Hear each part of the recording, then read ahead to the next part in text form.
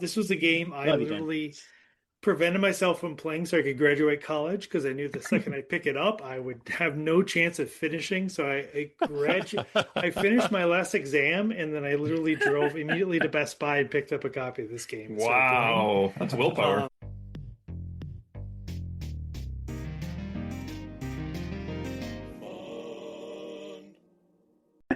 Come on, knock on your door.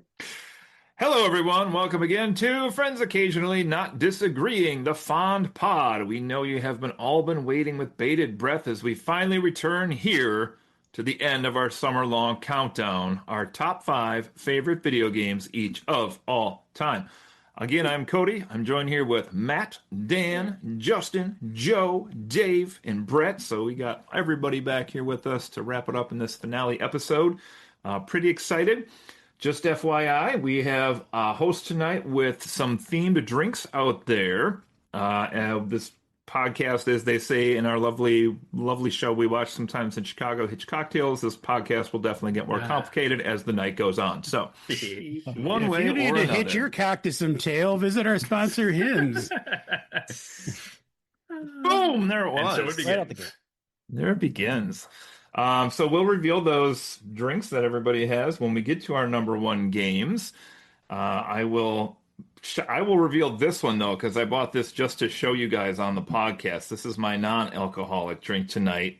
Thought you'd all appreciate this though, so I bought a bottle to share with all of you. This is the Rowdy Piper All Out of Bubble Gum, What? Damn. which Oh no, Cody's going to kick our asses. pretty damn good. So there's that. That's my fun chaser, which does not mix well with anything else I'm drinking tonight. So that'll be fun.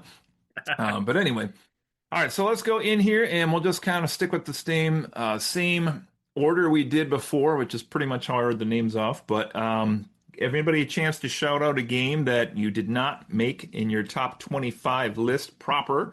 The Adventures of Bayou Billy. Oh, You said shout it out. Yeah. You took that pretty literally. Okay. go for it. It's happening. You shout. Yeah, I mean, that's not actually what I want to mention. I just was shouting a game out. All right, fair enough. Well, let's just try to maybe do order here. Matt, anything that didn't make your list that you wanted to mention? I listed everything, and I threw in a bunch more than I should have, so whatever. He had 76 games on his 25-game list, so I think he got them all in Lower there. than the number I had for my jokes, so that's good. Okay, very good. My end here, I was going to highlight just a couple that we've done recently for the pod, but I really enjoyed. They didn't make the 25, but at 31 on my ranking, I had Lorelei and the Laser Eyes, easily the best puzzle game I've played in a very long time. It's great how you could explore the whole mansion and solve the things. You know, it made me think of this other game, Blueprints, for a second, which I was thinking about more recently. And if they had just given you a stack of the rooms and let you put them down to interact and see how they interacted, also would have been a better Cody, game. you So would that's lose the out on three so much ways of the that would game. be better. Yes. Oh my God, you would lose out so much of the Blueprints, God more damn like it. poo prints. Every time you guys insult it, I'm moving it up the list. Just so you know right now. Ooh. I might and make a last-minute change in my top 5. There it is. Blueprints just made Joe's see. number 4, and he's That's never true. played You it. should. It's amazing.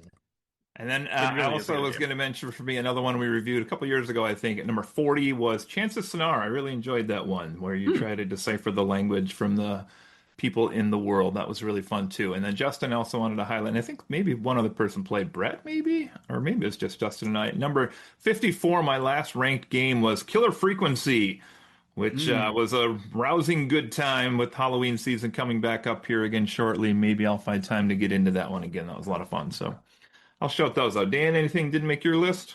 3 actually had to cut. The first one is the classic Lemmings. Like I've never played a game in 5th grade that's been so enrapturing than Lemmings. Someone else mentioned Mario Kart 64. Like that is the penultimate Mario Kart in my opinion. And the last one, continuing on that council, Killer Instinct 64. My dick still gets a little turgid when I think about that ultra combo. Joe? If you need to think about your ultra combo, visit Hims. At this point, Joe's just like a button we press, and he's soundbite. If you need someone to press your button, Okay. I'm so sorry. Okay, for mine, I'm actually going to pull a Matt and say Oh. If you need to pull your mat, What? Why is it named Matt Matt? sponsor I Hims. don't know. That's But I'm so going to say desperate. the entire, I believe, 14 game RPG series, the Trails games, everything from Trails in the Sky through Trails of Cold Steel, there's a ton of them. They're incredible. They are just, it was very hard for me to pick a single one, which is why they didn't end up on my list. But the series is pretty much the best RPG series that you probably haven't heard of. They did a remake of the first one like a couple years ago. The remake of the second one is coming out in like a month. So if you're worried about them looking old and dated, pick up the new ones. They are very, very much worth your time. So, right, good. Joe, what do you got? I have two random games that one of which was on my list in an earlier iteration. The other I couldn't quite justify putting on there, but I have a great deal of fondness for. The latter game is Frogger. Oh, specifically nice. The version of Frogger for the Intellivision, which was my very first. Actually, the Intellivision 2 was my very first home console, and for some reason, Frogger was just one of my favorite games when I was younger, and it's just one that I will always play any chance I get. It's simple, but it's fun. I love the music. It's just a great time. And then the other game I wanted to shout out, I can't remember if Brett maybe had this on his list or a different entry in this series on his list, but it is Uncharted 4: A Thief's End. Yes. I love all of the Uncharted series. I think the games get better as they go on. Uncharted 4 feels like a fitting culmination of the entire franchise and packs some emotional wallops that hit pretty hard. It's just it's a fun game to play, and I like the story, and it was very nearly on my list, but just missed out. If you want someone to touch your thieves' end.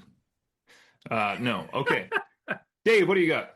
I got three, but I'll keep them quick. In chronological order, I've got The Adventures of Willie Beamish, which is an old point-and-click adventure game that was just like my exact taste at the time that I played it in like 5th grade or whatever I had it. Super fun. The second one is Legend of Zelda: Ocarina of Time. I don't have any Zeldas on my top 25, but if I did, it would absolutely be that one because that's far and away my favorite. And then the last game is a game called Superliminal. Came out just like 5 years ago.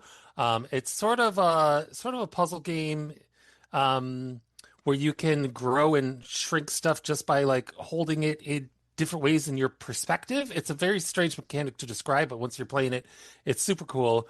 And it's short and sweet, the game overall. And by the end, like the story, like it really, it gets you. I feel like it's a good game. So check out Superliminal. Nice. And Brett. All right, two real quick. The first one was one I put on my list like very early. I'm like, well, obviously this is at the top 25. That's Dragon Age Origins, and because I was very high on it when I first started playing it way back whenever that came out, like 15 years old, like that. And it just kept slipping and slipping, and then it slipped into 26th. But a game I still really love. And great game. The other one I'm going to highlight is I really enjoy all the Metal Gear Solid games, but none of them could quite make the list. It just was really, I really enjoyed the tactical stealth aspects of it. And it just had a very kind of cool atmosphere about with like a lot of technology and all these mechs and stuff woven in. So I love those games, but just couldn't get in. If you want to get in, hymns. Or if you want your Snake Solid, hymns. If you want to met her gear, I got nothing. All right. Oh boy. All right. Well, let's kick off the top 5 proper here. We'll get closer to our top games and find out what these drinks are people have with them this evening, how it ties into their game. Let's head over to Matt for number 5. This is it, guys. We're kicking it off. The end of the summer's coming up here. We're sizzling. This is actually going to kind of piggyback right off of Brett there. Oh. If you want to piggyback off of Brett, shut up, Joe. Is it our sponsor, Hims? Yeah, so it's a funny thing about this. This is one of those games that I kind of wasn't really into playing games at the time. Like, I just didn't play new games at all. And it is an older one, but it was only released in Europe and Japan. So when I found it in, like, I don't know, was it 2010 or 2011 or something? It was completely new to me. Um, and I've tried to convince so many other people to play it, but it's a sequel. So every time I've tried to convince someone else to play this fucking game, they play the first one, get annoyed with it, and then never play the second one. Justin is one of those. My brother is one of those. My friend Matt is one of those. Wow. It's like, seriously. And the first game is still very good, but it's Metal Gear 2 Solid Snake, which essentially is, if you've ever played Metal Gear Solid, it's the same basic story, just in 2D. And I think it's the better game, to be honest. It's essentially Zelda with guns, as the first Metal Gear is, but it's very well done. It has a very good story, lots of cool power-ups, and it just sort of sucked me in.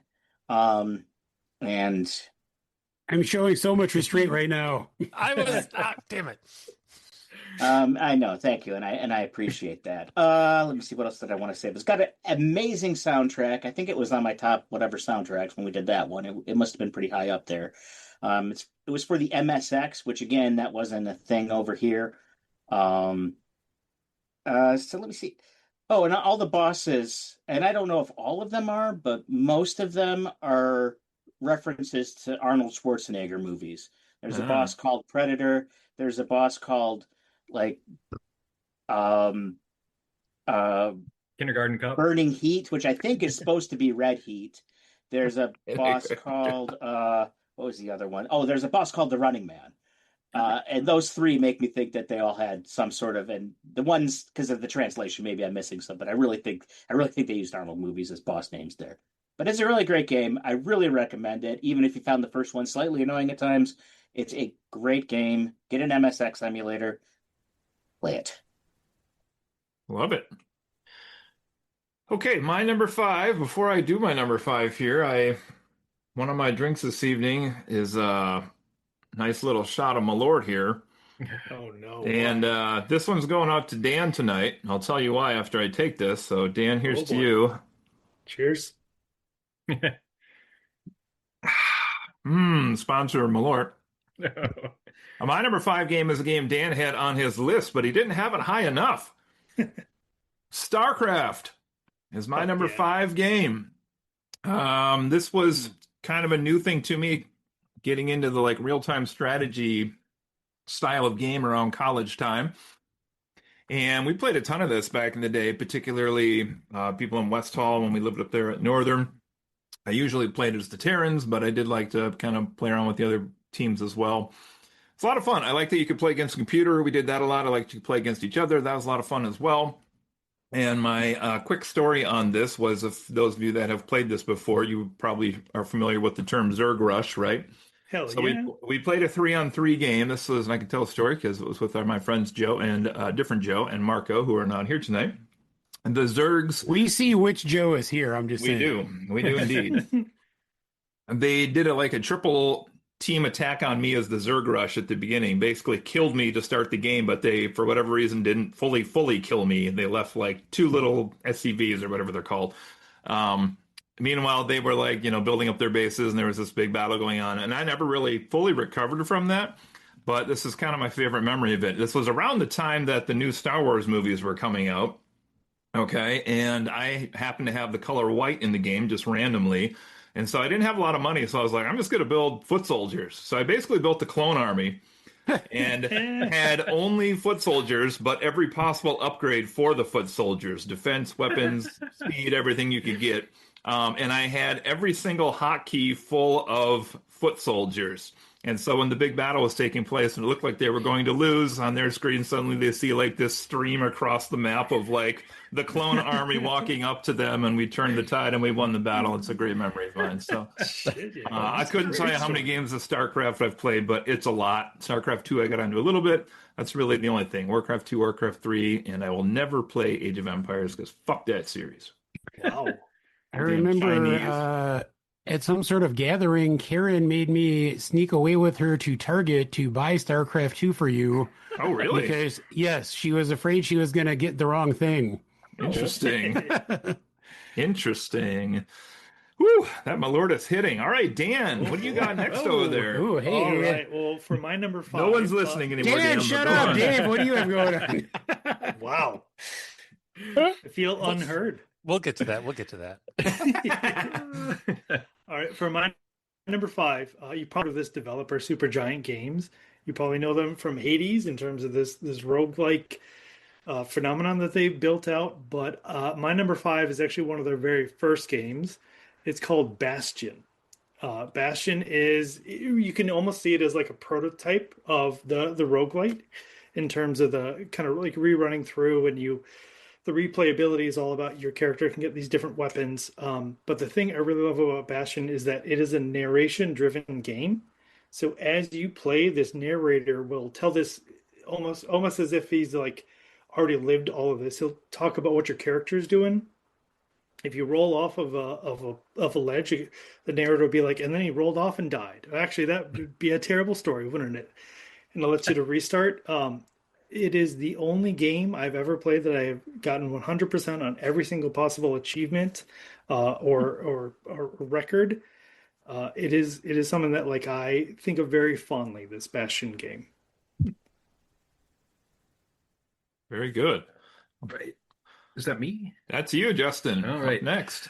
Okay. My number 5, I do believe was mentioned at some point in one of our earlier episodes. I don't remember who, I don't remember at what rank, but it is Hollow Knight Silksong, a game I haven't actually beaten yet, and it'll probably be a while before I do because the controller I had been using for it, the left thumbstick has gotten loose. So if any of you, so those So those of you who have played Hollow Knight Silksong, you know it's a very precision sort of platforming game. That's why I use the D-pad. I mean, I might, but wouldn't happen if you play with a keyboard and a friend. And if you want to D your pad, hymns. I might have to switch to keyboard. You'd still break your device if you played Earthbound, so it doesn't matter what you're using. Yeah, don't speak to me of Earthbound. But no. I mean, it is a great game. It's only $20, which makes it even better. The fact that it is such a high quality experience that was under development for so long. And the devs are like, we want people to play this, so we're going to release it for a reasonable price. I mean, that's awesome. The game itself is very frustrating at times, but in a good way. And it is just the best Metroidvania I've ever played, even though I'm not actually fully done with it yet. Fantastic game. Hollow Knight Silksong, number 5. Very good. Wow. Joseph. My number 5 is a game that no one will be surprised is on my list. It is Mike Tyson's Punch-Out! Oh. I don't think anyone will be shocked to know that it is one of my favorite games of all time. It is one that I feel like I talk about a lot. I mentioned in our 50th anniversary review of the movie Rocky that it's kind of weird that I feel like I've always kind of been interested in boxing and like boxing related things, but I've never really watched like any actual like professional boxing matches. I mean, when I was young, I think we did some like Mike Tyson pay-per-views. Anyway, I have a entire drawer system next to me that you guys can't see that is full of my like multiple sets of boxing gloves and other paraphernalia. And I feel like Mike Tyson's Punch-Out somehow planted that seed in my brain at an early age. It is a game. I know I keep saying this about games on my list, but it is a game that I will play any chance I get. I have probably spent more time playing not Mike Tyson's Punch-Out, but the regular Punch-Out without the Mike Tyson license. Mm-hmm. I've probably spent more time playing that on a Nintendo Switch than I have any like actual Switch game through their virtual console thing. I still will just fire it up randomly if I have time to kill. It's one of my favorite things to do. It brings me joy. Yes, it's problematic and has a lot of racism that has not aged well, but we don't need to talk about that. But yeah, I couldn't not have this game in my top 5. I would love Funko Pops of all the fighters. That'd be amazing. Also, Only if they actually make it vodka Drunkinski. Isn't it time for Nintendo to bring back the Mike Tyson version? Like, he's adored again by the public. He went That's through true. I went mean, through it's his the whole- first about fighter fighting now years. because, like, yeah. Well, I think if nothing else, it's time for them to bring back the franchise. It's been a minute since there's been a game. I mean, there's for Switch and Switch 2, there are fitness boxing games.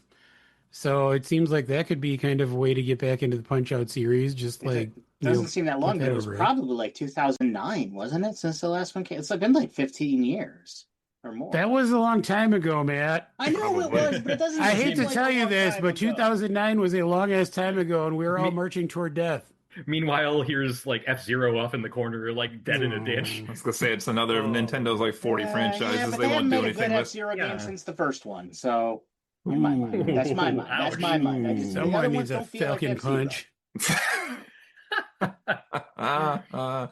All right, Dave, what do you got for number 5? Kick us off. All right. When I was a kid, I went to a garage sale. Titties! At that garage sale, we'll get to that. Hold on. At that garage sale, there were 2 NES games available. One was called A Boy and His Blob. And Yes! one was called Shadowgate. And I had a decision to make. And I feel like that split my life down 2 paths, you know. While I did much later enjoy A Boy and His Blob, my number 5 game is Shadowgate, which is an excellent point-and-click adventure puzzle game. Originally on PC, but then they ported it to the NES. They later had Deja Vu and Uninvited. It was kind of a whole series. But I only ever, as a kid, played Shadowgate. The reason why this is so high on my list is because this was a time before I had the internet. And so it was like I just had to kind of solve things on my own. And I had a friend who also had it. And for once, the story is not about Dan. It's about a different friend, crazy enough.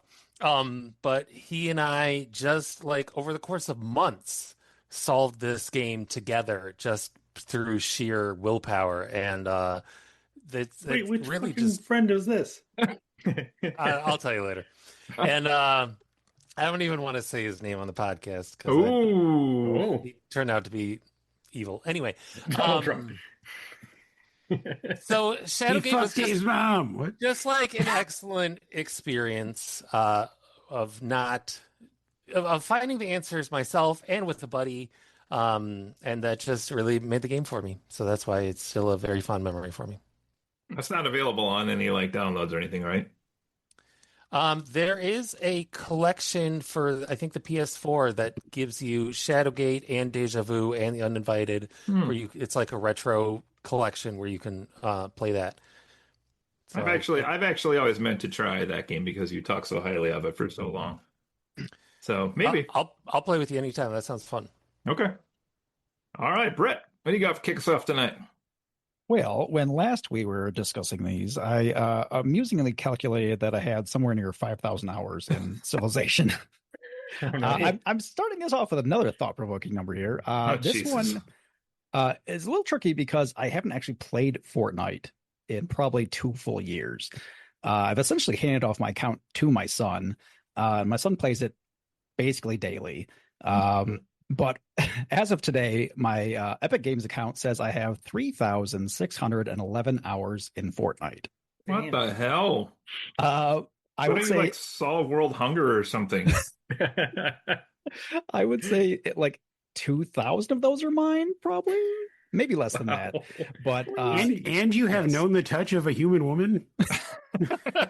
More than once, yes. Not for 3,000 hours.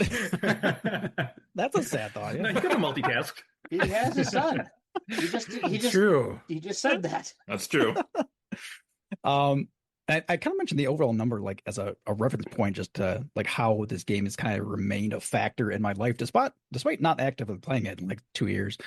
But it was the first battle royale type game I played, starting in 2017, and I really only started playing it because my nephews were interested in it, and my wife asked if I would look into it as to whether it was a good fit for them.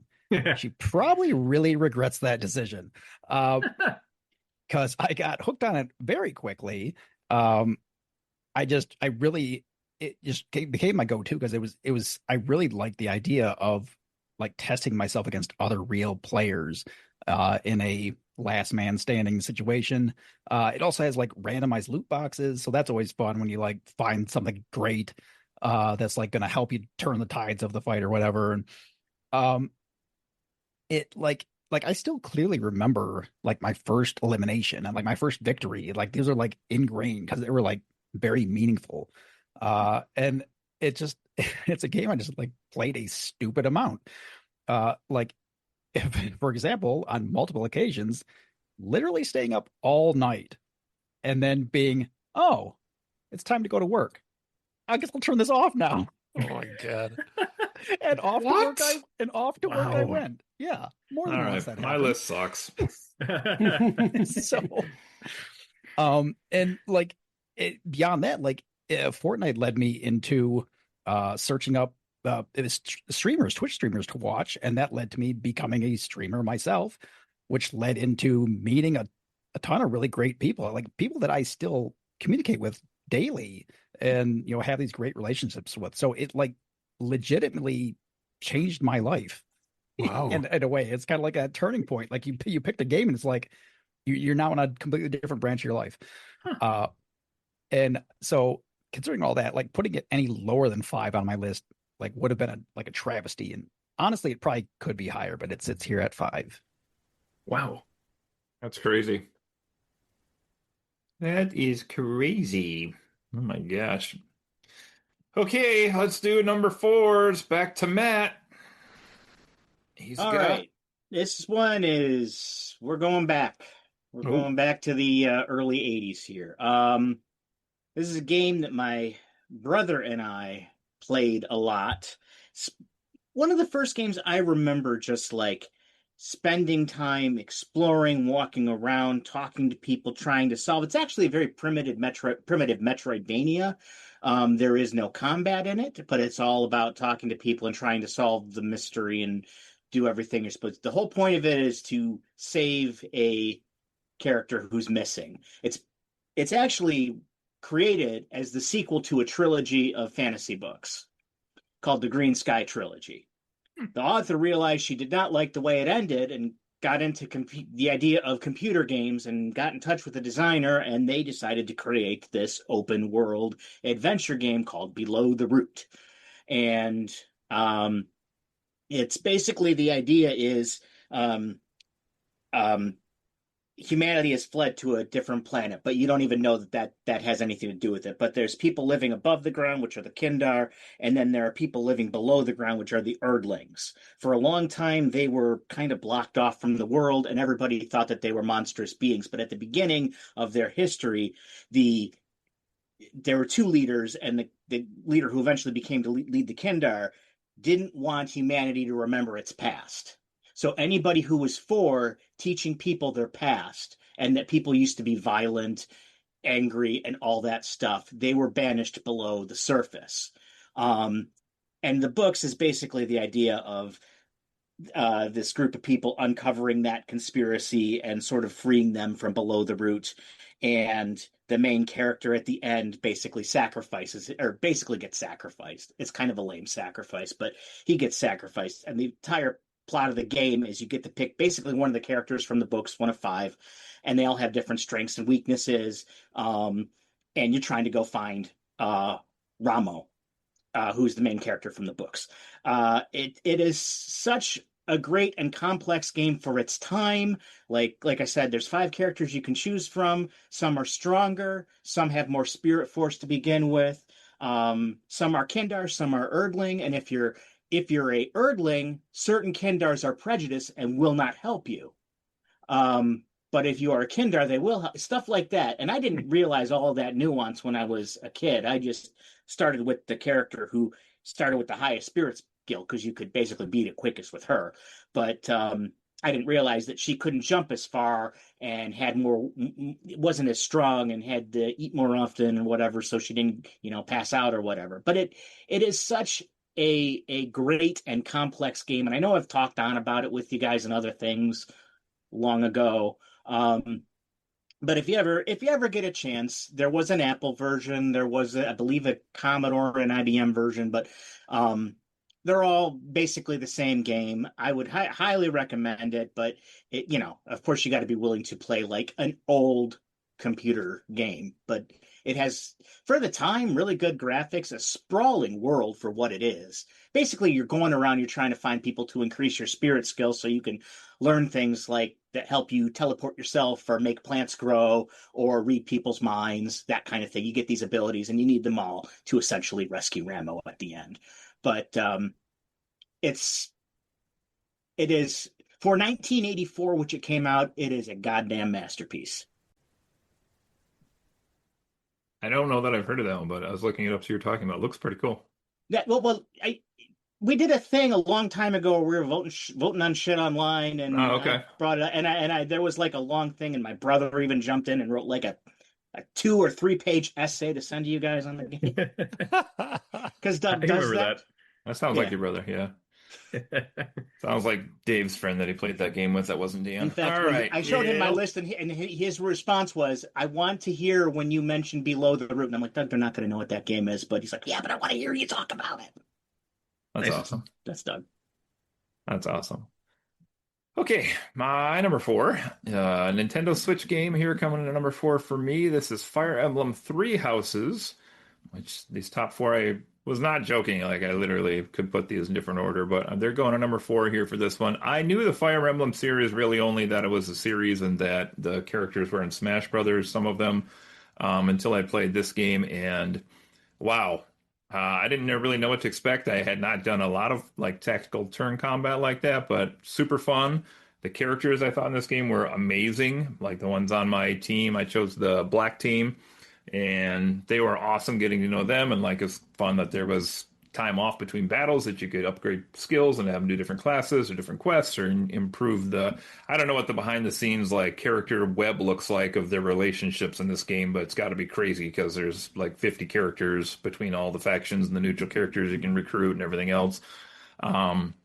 Super fun. I mean, this was a game that I got into, and then since then, my daughter has definitely dwarfed my time with this game. She's played through it, I think, at least 3 times, if I'm not mistaken. Wow. But she'll bust it out weekly and play like a battle or go around and do something or do. Damn. I mean, she does it wrong because she plays for the gold team, but that's neither here nor there. But we even have a couple of the like PVC statues from this game because we love the characters so much. I wish they'd release all of them. We only have like half the ones that are out because they're so freaking expensive as is, but they're super cool. Like the characters just live in my memory as just being really enjoyable.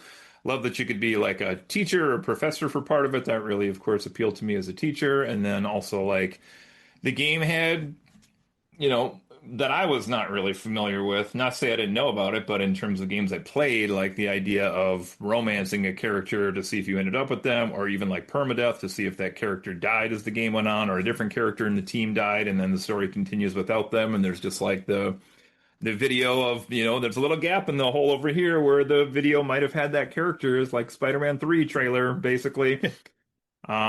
This was really I got excited about it for some reason when I saw the trailers for it, and I'm glad I did play it because since then I played Three Hopes and Engage, and now I am greatly looking forward to Fortune's Weave coming out next, and so is my daughter, and so I'm sure we'll be fighting over the Switch 2 when that comes out. So, but yes, this is Fire Emblem Three Houses at number 4 for me.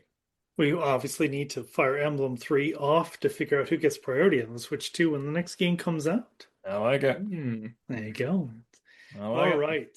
Talking about my game number 4, please, everyone, gird your loins because I'm going to mention a mobile game. That's right. So my number 4 is a game called Marvel Snap. This is a game that is actually, it's from the creator of Hearthstone. So I'm going to go ahead and blame Dave for getting me into the card flopping all the way back with Magic the Gathering. Magic the Gathering turned into Hearthstone. And if your card has been flopping, visit our sponsor, Hims. Nice. This is if you want some magic at your next gathering. You want a Black Her Lotus? I got nothing. Go ahead. There you go. Darker pack. this is just a simplified version of the card game. If you've played the physical card game Smash Up, in terms of you like kind of like making little decks of cards and then having to win a couple locations, that's the basic premise of Marvel Snap. But you get these Marvel characters that do crazy things. They're releasing at least one card a week. You've got the very, very small decks that you're building. It's only 10 cards at a time. So all of a sudden, one card comes out a week at least. Some weeks have at least two cards. It's disrupting. It's changing. The meta is always changing in terms of like a combination that worked really well 3 weeks ago is now straight garbage, and now there's a whole different set. So it's fantastic to watch the way that this game is kind of moving and combining together. It is a mobile game, but it is one of the games with the more depth I've played in quite some time. And you're always I have some reservations about this, but you're always playing against a human opponent. There are no AI-driven modes at all, or there's no computer against a computer opponent modes at all in the game. Okay. I'm gonna send you a screenshot of one of my matches. Oh, just a moment. Here we go. Love Snap. All right. Well, I guess while you're doing that, I'll go to my number 4. So I played the vanilla version of this game when it came out back in 2016, and sunk like 120 hours into it, just one playthrough, and it left an impression on me back then. But a few years after the fact, they came out with an enhanced version of it, which, for one reason or another, I never felt like sinking another 100 plus hours into a game that I had already played, because I'd be seeing so much of the same material and whatnot. But in the time between like our last recording and now, I decided to give it a shot. I am nowhere near being done with it, but I'm enough of a ways in to see the things that were added, and the enhancements that were made, and the tweaks and here and there. I'm sure there's stuff I haven't seen yet, but there's enough new and improved that I feel this spot should go to the enhanced version of it instead of the original.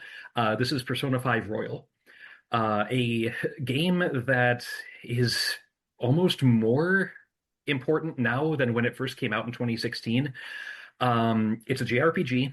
It's set in modern times, and it is an unflinching look at just how horrible the world can be, and how no good deed goes unpunished.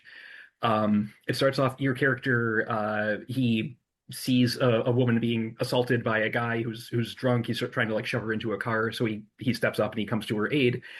The guy ends up being a senator. He sues your character for assault. Your character gets expelled from school. He brings shame upon his family and gets sent to another town to live with a friend of the family. And that's how the game starts. But from that point on, it's just incident after incident of people, adults especially, being just absolutely god-awful human beings. And through happenstance, your character finds a way to push back against that. And it is a game about standing up to try to do what's right, even though it's probably going to get you in trouble, even though it's probably going to end badly for you and people you care about. But it's about doing the right thing because the right thing is important. And this was a powerful message back in 2016. I think it is just as powerful and just as important right now. Fantastic game, stylish as hell graphically, great combat, excellent music. It's a long haul, but it is worth every minute of it. Just a fantastic experience from beginning to end. And I cannot recommend Persona 5 Royal highly enough. And you don't need to play the earlier games in the series to be able to jump in, because they're all pretty much disconnected. So give it a go. You will not be disappointed. It's a fantastic game. And the series I want to play but haven't played. Same. I have been curious, but I have not dabbled. Dabble. Well, speaking of things I have dabbled with, if you want to dabble, then Whoa! my number 4 game is a game from the brain of a legendary, dare I say, genius video game writer and director, a man who, God damn it, my camera's messed up. Hold on a second. Really lost the momentum there. Totally I really blew your lost the deal momentum. there. Pause. I don't know if you're selling me All on right. Start again. The best part is this is not even the game I'm going to talk about. Created such games as Full Throttle. Oh, yeah. Oh, This is shit. actually a Windows PC CD-ROM copy of the game Full Throttle from Yes, it is. 1994. You PCDs nuts. Also, was one of the creators of Day of the Tentacle, which has I was been going to mentioned say, I previously. hope you're going towards that. Also, I gotta guess. created another game which I should have had on my honorable mentions list, Psychonauts. I'm referring to Tim Schafer, who has, for the past probably almost 2 decades now, been running Double Fine Studios. But before he was with Double Fine in his own studio, he worked for LucasArts, who legendarily created a number of amazing point-and-click adventure games back in the days of yore. My number 4 game is not quite one of those point-and-click adventures. It is, I believe, the first LucasArts adventure game that used a 3D engine. It is Grim Fandango. Oh, shit. That's a good one. Fine Good choice. This game is just unlike anything else. It's set in the Mexican land of the dead, the Aztec underworld afterlife, but it also is very heavily influenced by film noir. I've realized it's weird because when I first played this game, I had never seen Casablanca. I was 15 when this game came out and like played it right away, got into it, loved it. Casablanca would many years later become my favorite movie of all time, which it still is to this day. But it's weird that there's kind of an overlap there. But I came to love the thing that was influenced by the movie long before I actually saw the movie was influenced by. But it's this weird blend of like Mexican folklore and mythology and this noir kind of archetype that, you know, is a big part of like American literature and film. I just think the writing is hilarious and fun. The voice acting is great throughout. The music is awesome. The gameplay in the original version is terrible, but I didn't know that at the time. Because they issued the point and click controls for a more 3D based approach, it basically had tank controls. So picture like the original Resident Evil, like it just was terrible trying to control your character on the screen. There is a remastered version that was released just a couple years ago, and it's on like every platform, and it updated the controls so they're much more intuitive now. So if you've never played this game, you can get the remastered version very cheap. It's much easier to play now than it ever was. Highly recommend checking it out. This is one of the games we, in our chat, we're talking about trying to break down like which console had the most games on our lists. I have played this game on at least like 3 different platforms now because of its like re-release. So it would be hard for me to pick just one. But Grim Fandango, I just absolutely love this game. I'm pretty sure I still have a physical copy of it somewhere. Like I might actually even still have the giant box that they used to sell computer games in. I missed Probably those. worth some money if I still have it. But yeah, love it. Side note, not related directly to this game, but Microsoft owned Double Fine, which is Tim Schafer's studio, for the past 7 years since 2019. Recently, there have been some shakeups in Microsoft, which resulted in Double Fine becoming independent again. So I am very curious to see what they do in the near future moving forward. I'm hoping they'll start making some exciting stuff. Joe, you have to play Day of the Tentacle. I know. Now. All right. So my number 4 game. My number 4 game is celebrated by this wonderful background of Ada and Ashley. Boobs. Just hanging out together.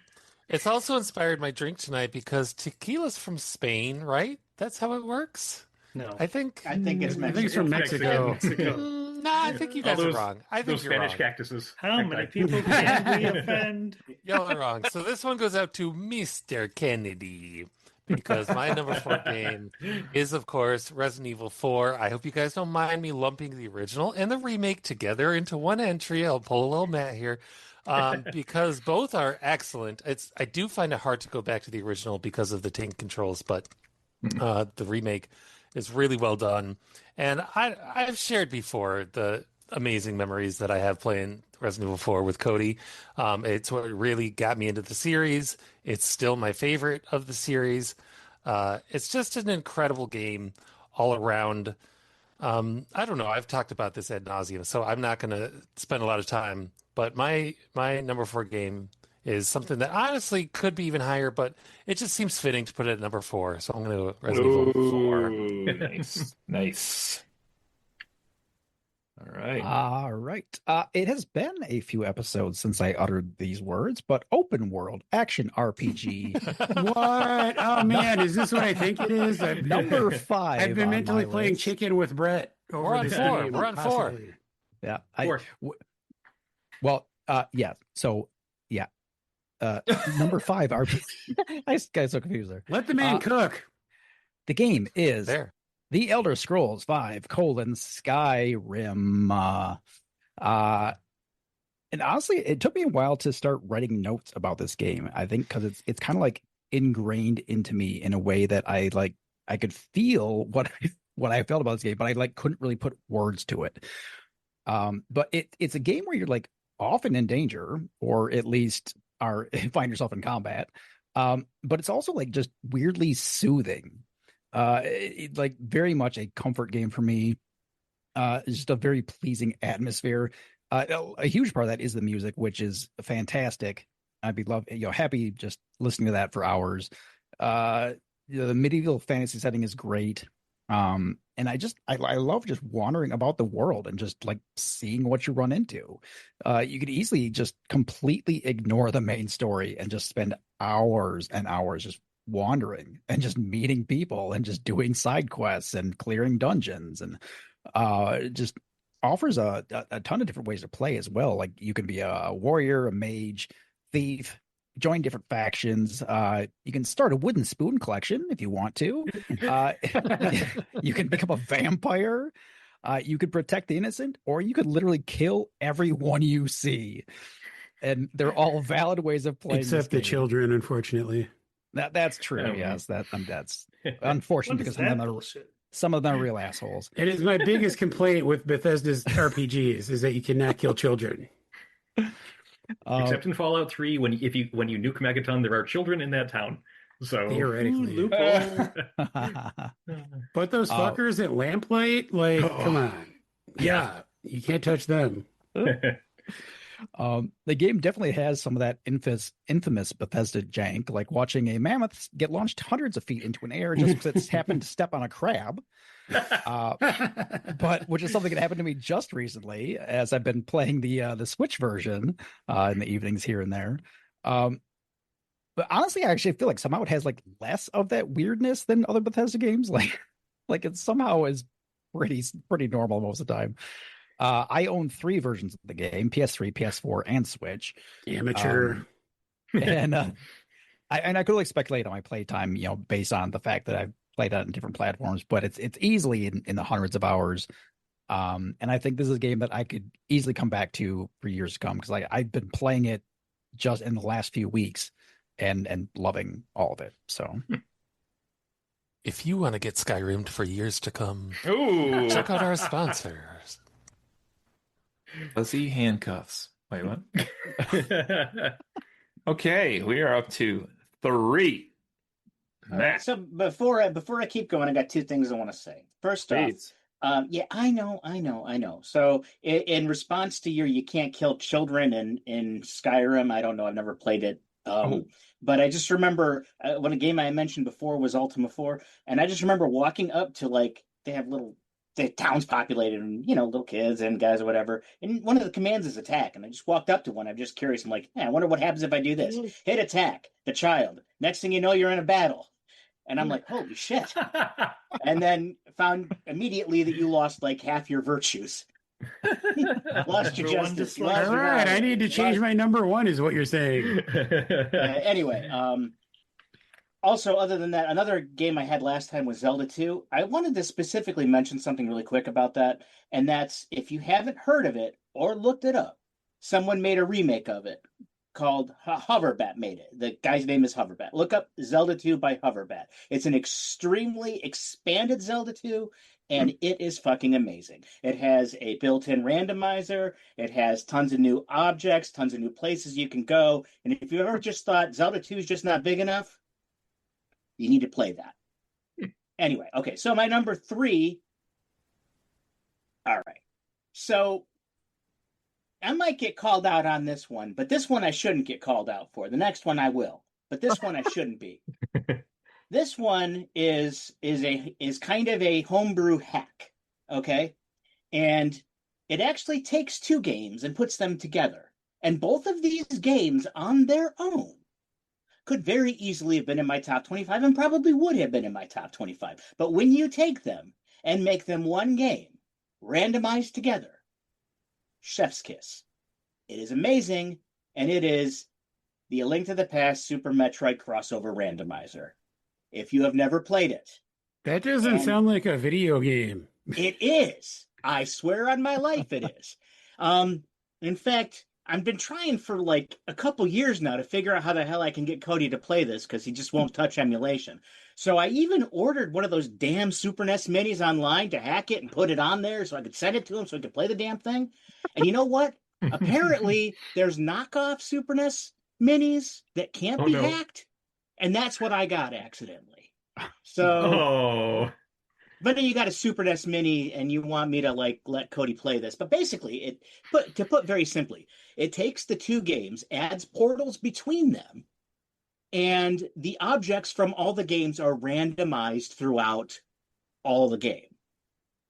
And the first time you play through it, it's crazy. Like the first time you do it, you almost need to download there's like a cheat file you can download to help you find things if you need to. The first time you do it, like nowadays, I think I've gotten through a couple without ever looking at that, but it's rare. It's rare. But like, you start out in Super Metroid, and like one of the first rooms you would go into is a warp to the Light World and Link to the Past, and like all the chests, they could be anything. You could like one of the times I played recently, I didn't get the morph ball until Turtle Rock.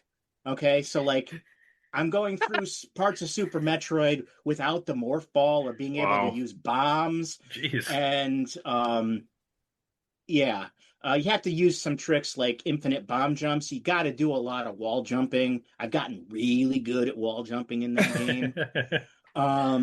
But it is such an amazing experience. And if you like those 2 games, it probably is very close to being my favorite Metroidvania experience ever, just because it's always different.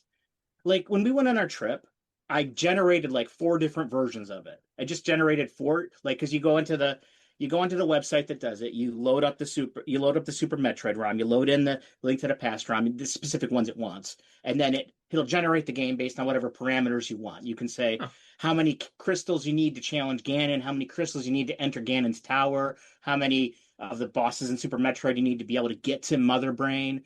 I usually have all the bosses needed for Mother Brain, all the crystals needed for Ganon, but I make Ganon's tower random number of crystals because there's a lot of chests in there, and it's kind of cool. Like if you can get up there, you're like, oh shit, that's a gold mine, and you get in there, and there's all those rooms, and you're like, oh, what can I find now? But it's just a really cool experience if you've never tried it, and if you're worried about generating one of those, reach out to me. I'll just send you the damn ROM. It'll play on a normal emulator because both games actually fit in the same size on the same like cartridge. Like it really, I can't explain how cool this is enough. Like things that you would get like later in the game will let you get things that you shouldn't be able to get at the beginning, but you still can't go into this place because you haven't found the damn lantern yet. It's chef's kiss. I assume it's coded in such a way that you can't get soft locked. Is that correct? There were a couple patches they put in, but you got to be careful. You can only get soft locked in Super Metroid because in Link to the Past you can force reset. If you've gotten soft locked, visit our sponsor. You can hit start and then quit and reset. And actually, I do that a lot to just warp places because it's quicker than going all the way back. Like, I'll just warp to the Sanctuary now, or I'll warp to Link's house. Super Metroid, you can get soft locked on, but they built in, like, again, you can reset it. But unlike Link to the Past, your progress doesn't save unless you have saved it. So let's say you get somewhere and you get a cool item, but you can't get out, then you can get soft locked, especially if you save it in a spot you couldn't. I did that once and realized I had to get through a heat room without the various suit. So I had to, like, grind for life for like an hour, it seemed, in a room that only had like one enemy. And but it's a really cool experience, especially if you like those two games. And like I said, either of those on their own could have been on this list, but you put them together and it is just an amazing experience. In deedly doobly doubly doobly dee. Deebly da. Dibbly dibbly da. Super Metro. Yep, both of those were in my top 54, so they are both up there. Okay, my number 3 has been mentioned, I think, a couple times already, so I can save us a little time on this one. I'm just going to say 4 words to start with. Briefcase, cabin, village, merchant. What more do you need? How fun was the Resident Evil 4? It was fantastic when it came out. Dave shared some stories. Yes. We played that for a long time and several times through now and a couple different iterations as well. I actually only played the original and then the newest version. I know there were some in the middle, like the Wii version with the auto aim and some other ones. I never tried any of those. I don't know what they were like, but I still love it all the way back to the original one. I always thought it was fun that you could just have a game that you could just rearrange the briefcase for 10 minutes, and somehow that was amusing. I don't know why. It's not in real life, I can tell you, but it was in that game. So Resident Evil 4, that's my number 3. So there's that. I'm sad that your 4 words weren't, what are you buying? They were nice. Looks like the president's equipped his daughter with bazookas or something like that. What's he say? Yeah. All right, we'll keep it on the 4th of a game series. I'm going to go back, though, and talk about Assassin's Creed number 3. This is the Revolutionary War one. The best one. There are segments. There are segments where you get into a ship, and then it becomes this, like, naval game. And I remember playing that and being like, dude, I want a game of just nothing but naval battles. That's what I want. And then a few months later, they're like, we're making Assassin's Creed 4 Black Flag. It is Assassin's Creed as pirates in the Caribbean. And I was like, oh my God, someone put peanut butter in my chocolate. And it quickly became one of my absolute favorite games. And Brett, you were talking earlier about like games where you can feel like you can just get into it and just wander. The number of hours I spent just getting to my ship, listening to sea shanties as they just kind of like sailed across the Caribbean in the sunset is ridiculous. It became this like Zen-like moment. A game that I did not get 100% complete everything in, but very close. I was in the high 90s. This Assassin's Creed Black Flag is just it checked so many boxes for me. I also will especially call out the fact it was one of the first games I saw that had a tie into a mobile app. So that while it was at work, so in the game, you can like capture ships and add them to your pirate fleet. And then in your mobile app, you can take ships in your pirate fleet and send them out on little missions. It was amazing that I was like playing a game at home and then at work, I'd have 5 minutes and send my little pirate fleet out. And then when I got home, it was like, oh shit, look at all this gold my pirate fleet got while I was doing work. This is fantastic. I know there was a remake that just recently came out. I also will acknowledge that the DLCs for this remake cost more than the original game itself. So there's definitely something Ubisoft is doing wrong here. So I'm going to wait until Ubisoft eventually does the like 70% off sales I know it's going to do in about 6 months, and then I'm going to pick up this resynced Black Flag.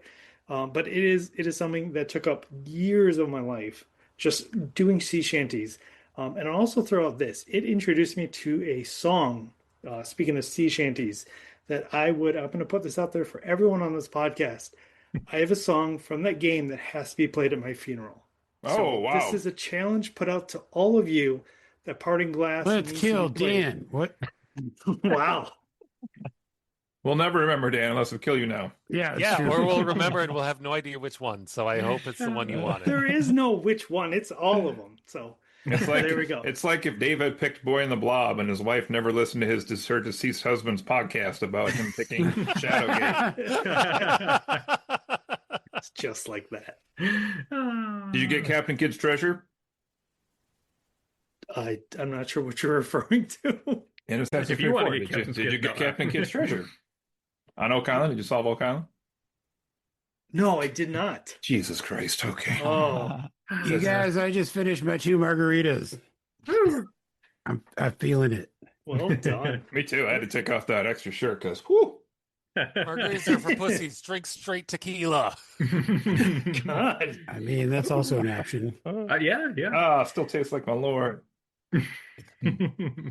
Just right. Okay.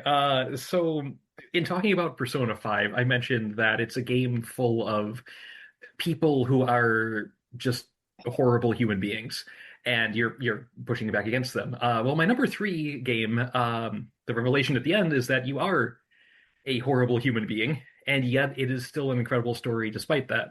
My number 3 is Silent Hill 2. Yes. The original, I haven't played the remake because it's Spoiler. hard to improve on perfection. But the original game came out in 2001. It is still the best horror game I've ever played, simply because it takes its story seriously. It loads the world, it loads the characters up with so much symbolism and subtext and just little details that if you're paying attention, you can read so much into what goes on, and like from the people you meet to the enemies you fight to the environments you end up in, to the fact that all the monsters have faces that you can't see. There's a reason for all of it.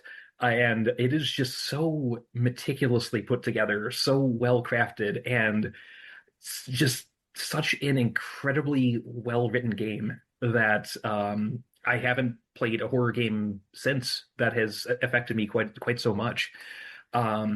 It's a little the controls are a little iffy, these days because it is tank controls. The combat isn't really smooth, but it's not supposed to be. You're playing just more or less a normal guy. And on that note, if you're not familiar with the story, the game begins with your character getting a letter from his wife telling him to come meet her in their special place, which is the entire town, somewhere in the entire town of Silent Hill. But the twist is his wife has been dead for years. So, and from that point onwards, If you want to put your pyramid head in her special place. In my restless dreams. I see that place. Yeah. But yeah, and from that point onward, it is this phantasmagorical descent into just madness and grief and guilt.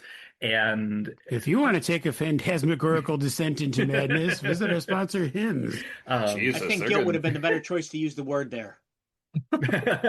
Definitely into guilt. Yeah. Then comes the tequila, which washes away the guilt. So it spirals. But anyway, Silent Hill 2, fantastic game. It's out on a variety of platforms now, including the remake, which I gather is very good. But if you like horror, you owe it to yourself to play this. It is a masterpiece. For once, Henry and I agree on something. Never heard of it. All right, my still number have three. a Funko from it. Oh my god. My number 3 was my number 2 until actually as we first started recording this episode. But I made a last minute switch. I will say, interestingly, both my number 2 and 3 games are ones that I heard a lot of hype about. I bought, I sat down to start playing, and I bounced off them real hard. To the extent that in this game's case, I think I spent like an hour or so trying to play it and get into it, and I just like did not get what the hype was about. It just did not do anything for me. So I just set it aside, and then like a full year later, I was like, there has to be something to that game I'm not getting. So I went back to it, and like all of a sudden it clicked, and this may be the video game I have spent the most time playing in like my entire life. Um, this Burger is time. Yes. No. It's Dig Dug, dummy. Dig Dug Dummy? Dig Dug Triple Dummy. D's? like My expansion pack. number 3 game is the predecessor of Brett's number 4 game. My God. It is The Elder Scrolls 4: Oblivion. This is the first game that I ever got like 100% in.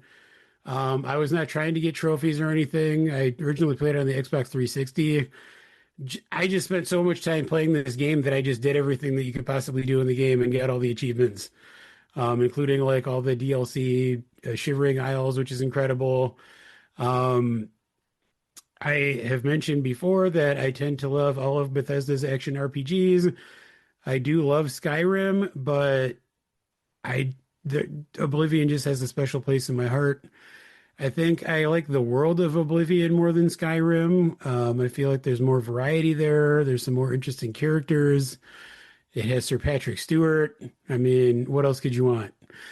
I literally, when I first clicked and I started getting into this game, I was living in an apartment with my then girlfriend, and I found myself staying up until like 3 o'clock in the morning pretty much every night playing this fucking game because it just devoured my life.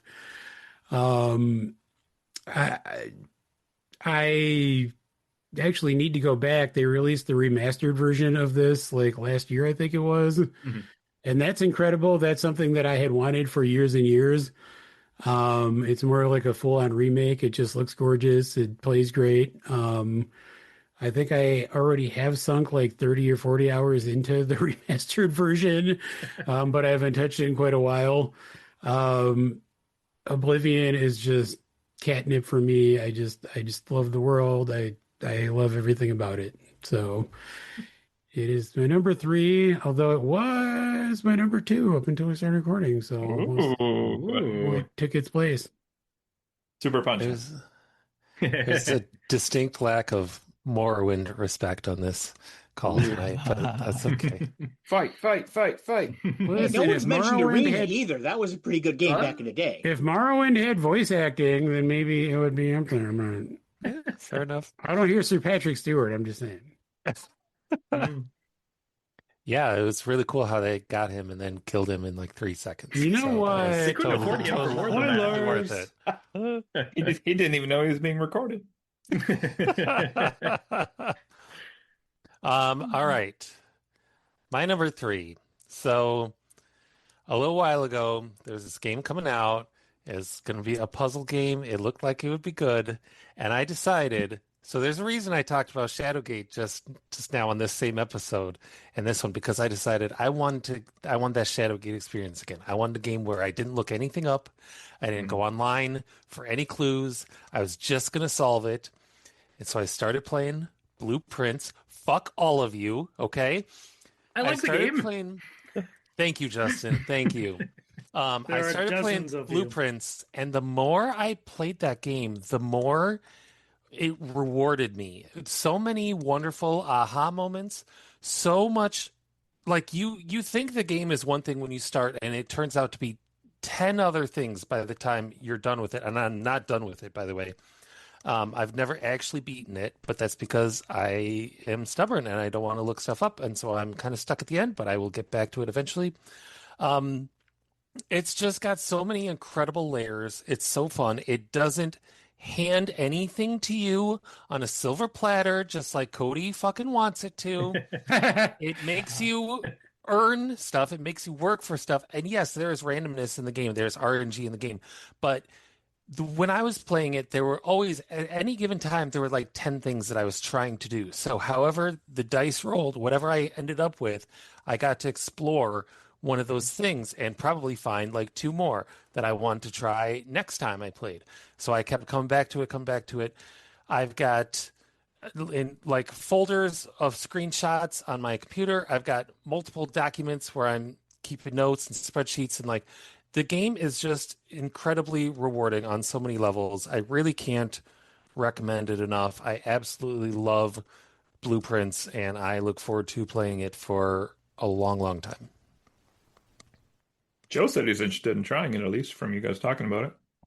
It's true. I think you should, and I think you should do what I did and not look anything up, and hopefully enjoy the game that way. And if you don't enjoy the game that way, then if it's more fun for you to look stuff up, do it. My personal experience with it is enjoying it in that way, and it's just been incredible. Mm-hmm. Blueprints is one of the primary reasons I am exploring upgrading to Switch 2. Ooh.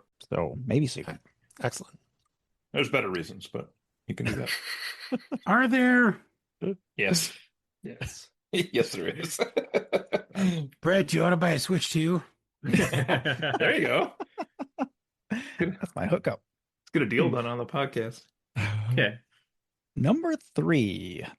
So I feel like the Final Fantasy series is kind of interesting because there's so many of them are really pretty similar in like their base gameplay and just the story concept.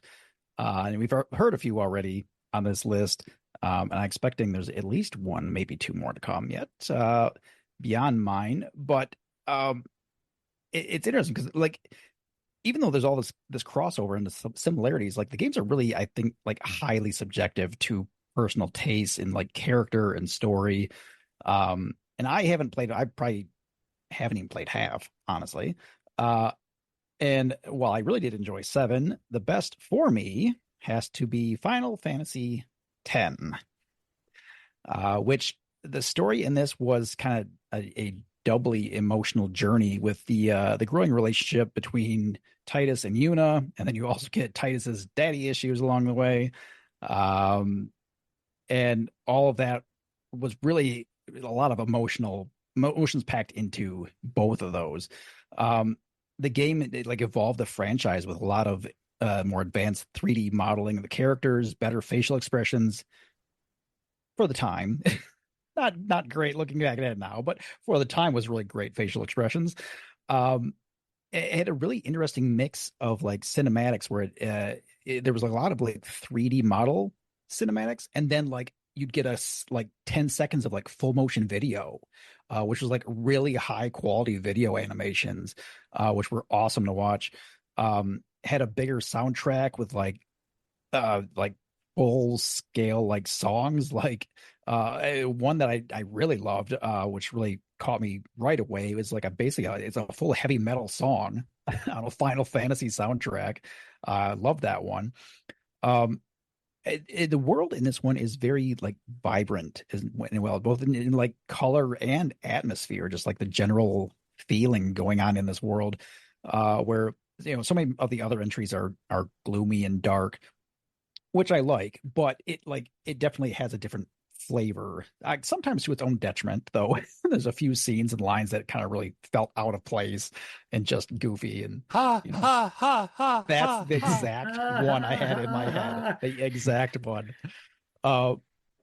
And the combat in the game was great. Turn-based system like they often do, but it like allowed and encouraged you to like switch party members during battle, which led to a lot of fun strategy you could do. And in the end with this game, it really comes down to the characters, which I thought like everyone in the main group was great. I loved the characters. I really fell in love with all of them. And the story was really, really packed a punch.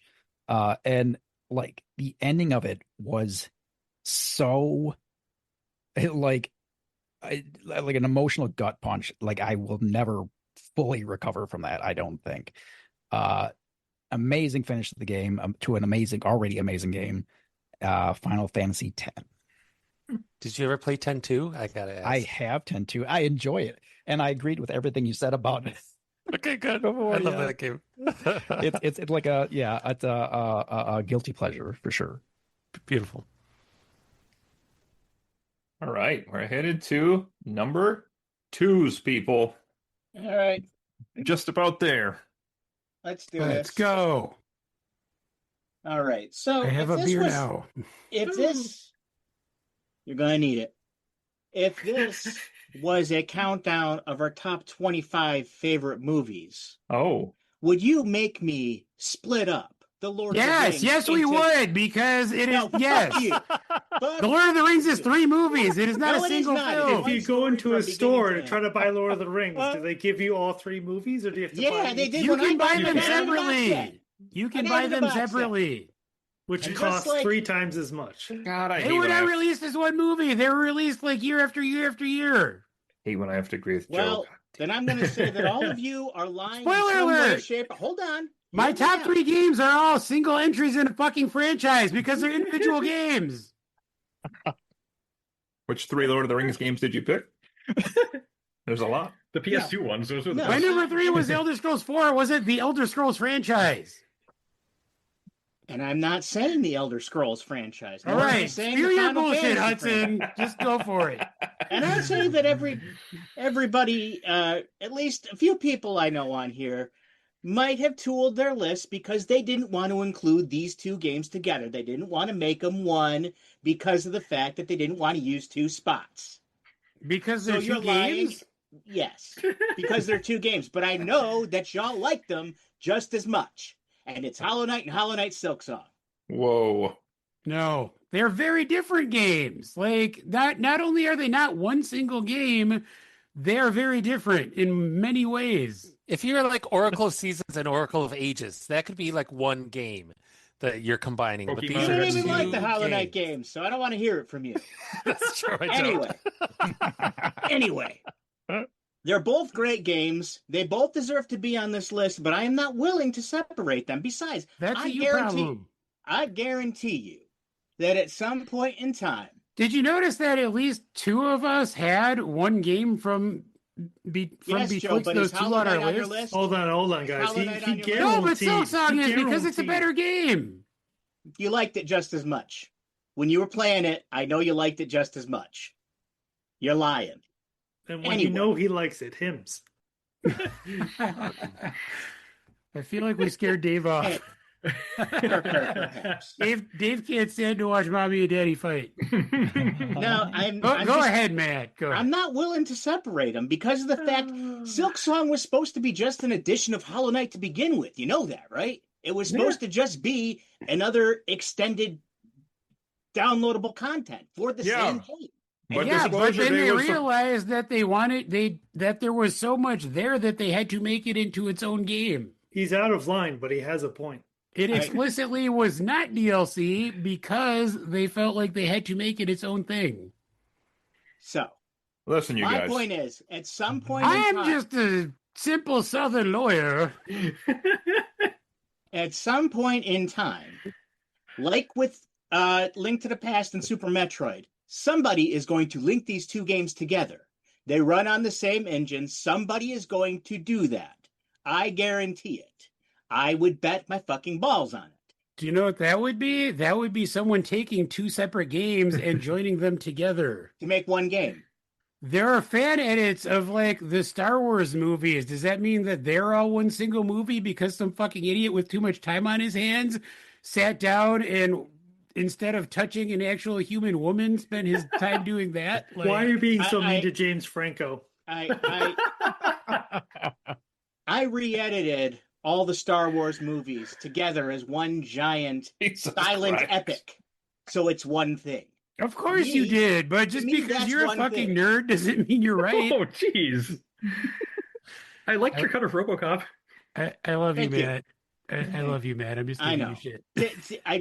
I'm just saying, they both gave me the same sort of feeling as I played them, and I can't separate. As I wrote down in my list, I just can't separate them. I hate to pause for a second, but did you say you made a silent cut of the Star Wars movies? Yeah. How much better is Hayden Christensen's acting? See, in my mind, I want it to be silent except for the Wilhelm scream. I'll try to add it in for you. I never did finish it. I got Hill. I got through I got through basically the full first movie. And when I say first movie, I mean Star Wars. Okay, what I did was I took the prequels and I re-edited them as like flashback sequences that actually made sense compared to the original movies. Remember when Brett added the Wilhelm scream to one of the January 6th rioters storming the Capitol? Yes. That was a I don't. That's amazing. Oh, that was amazing. Oh, well, I shall share it right now. Yes, that lives forever in my mind. Material.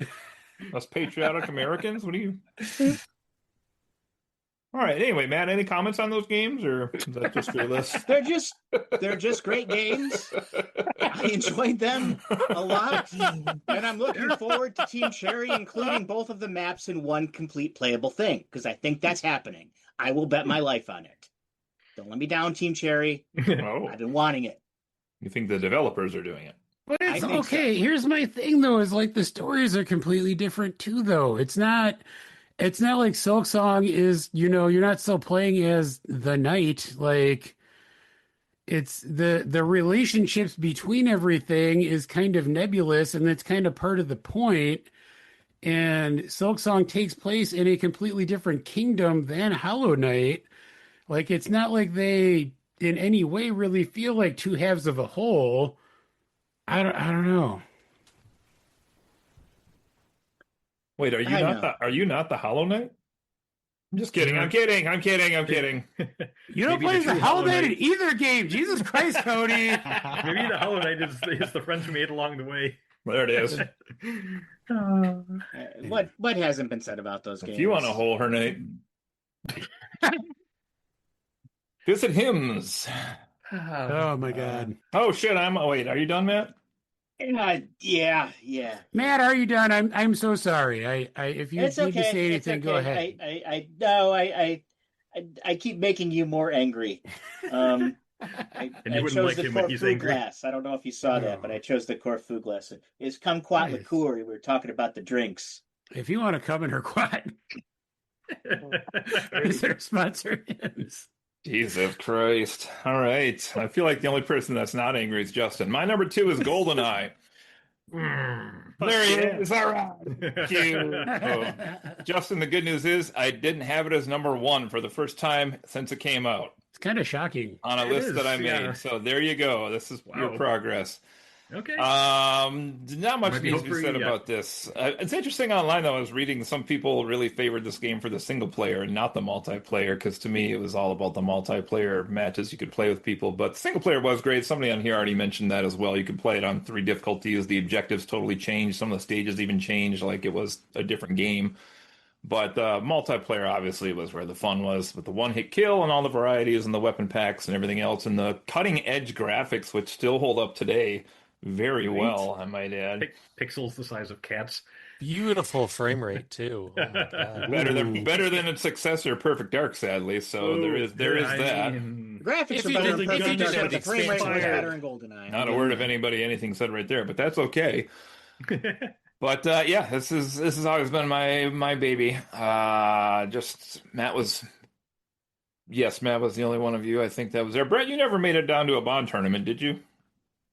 At our college? I don't think so. No. I don't think so either. No, I don't think I quite made one of those, unfortunately. Still have that giant 3-foot trophy in the basement from the old Bond tournaments that I picked up at St. Vinny's, actually, is where I got that originally. Tell me it's a slapper, a 3-foot slapper, right?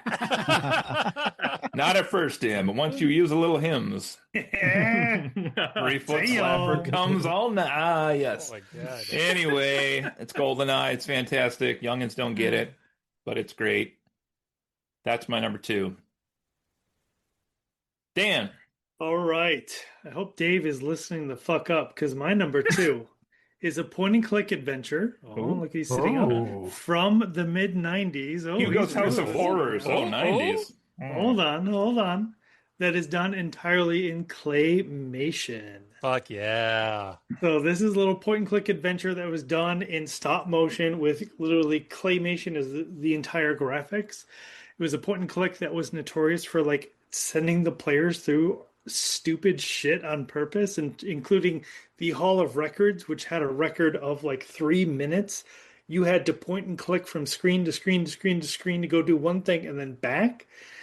This little game is called The Neverhood, produced by DreamWorks. So this was kind of like an early Steven Spielberg studio-esque game. This was a point-and-click adventure that was a claymation thing. Watching it as a kid, like obviously there was a whole lot of like potty humor. There was barfing, there was shitting of all kinds. But quite honestly, it then turned into like this God complex explaining about like what happens when you create a world. What responsibility do you have for the people living in this world? And I still think back on the different moral lessons that game instilled upon me, and I still go back and revisit a lot of the cutscenes of that to kind of think about like what the hell were they talking about. In addition, one of the most unique soundtracks of a game I've ever experienced. Wow. I'm sorry, Dan, could you repeat what game that was? Because I was watching the patriotic January 6th person fall off the wall. I'm sorry. What game was that? The Neverhood. The Neverhood? Correct. Erect? No, correct. That's what I heard too. I mean, what I heard too. Dan it's so correct I am erect. Wow, this is strange art. Interesting. It's a fun game. It is a great game. Okay, so my number 2 is horror adjacent, and it's a game I also almost never played because the initial trailers for it made it look like it was just about hunting werewolves, and that didn't seem interesting to me. But it came out, I waited a little bit, and I'm like, I liked everything else the studio has done recently. So Resident Evil 8. A solid guess, but no. So I went to GameStop, I picked it up, brought it home, started playing it, and I am very glad I did because this game came out in 2015, and for a decade, it was my favorite game of all time.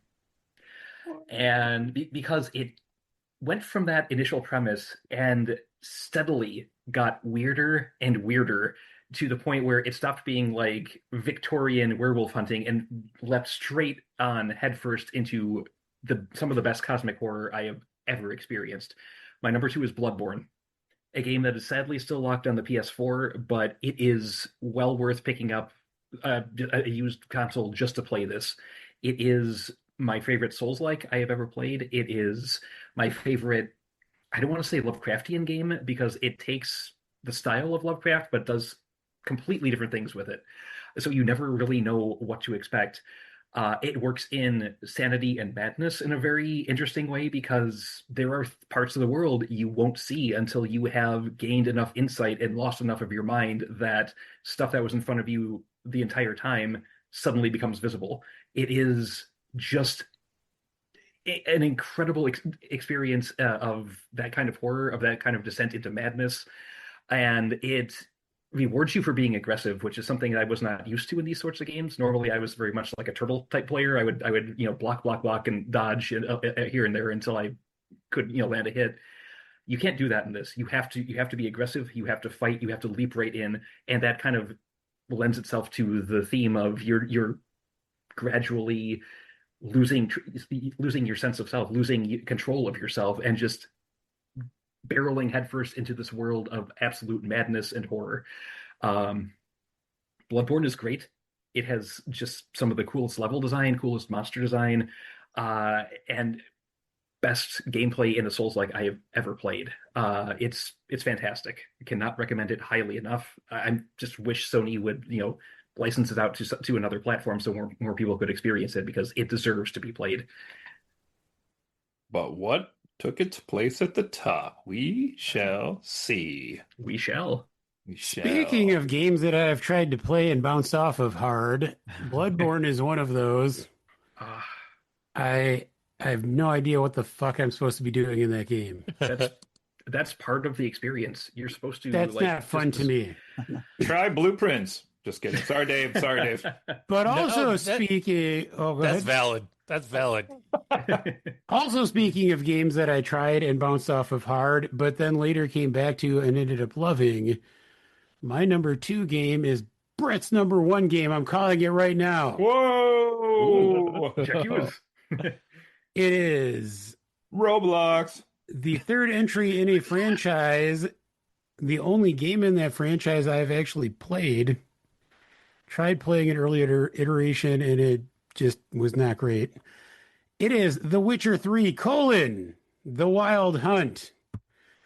This is the game that I have played the most of on Steam with about 230 hours.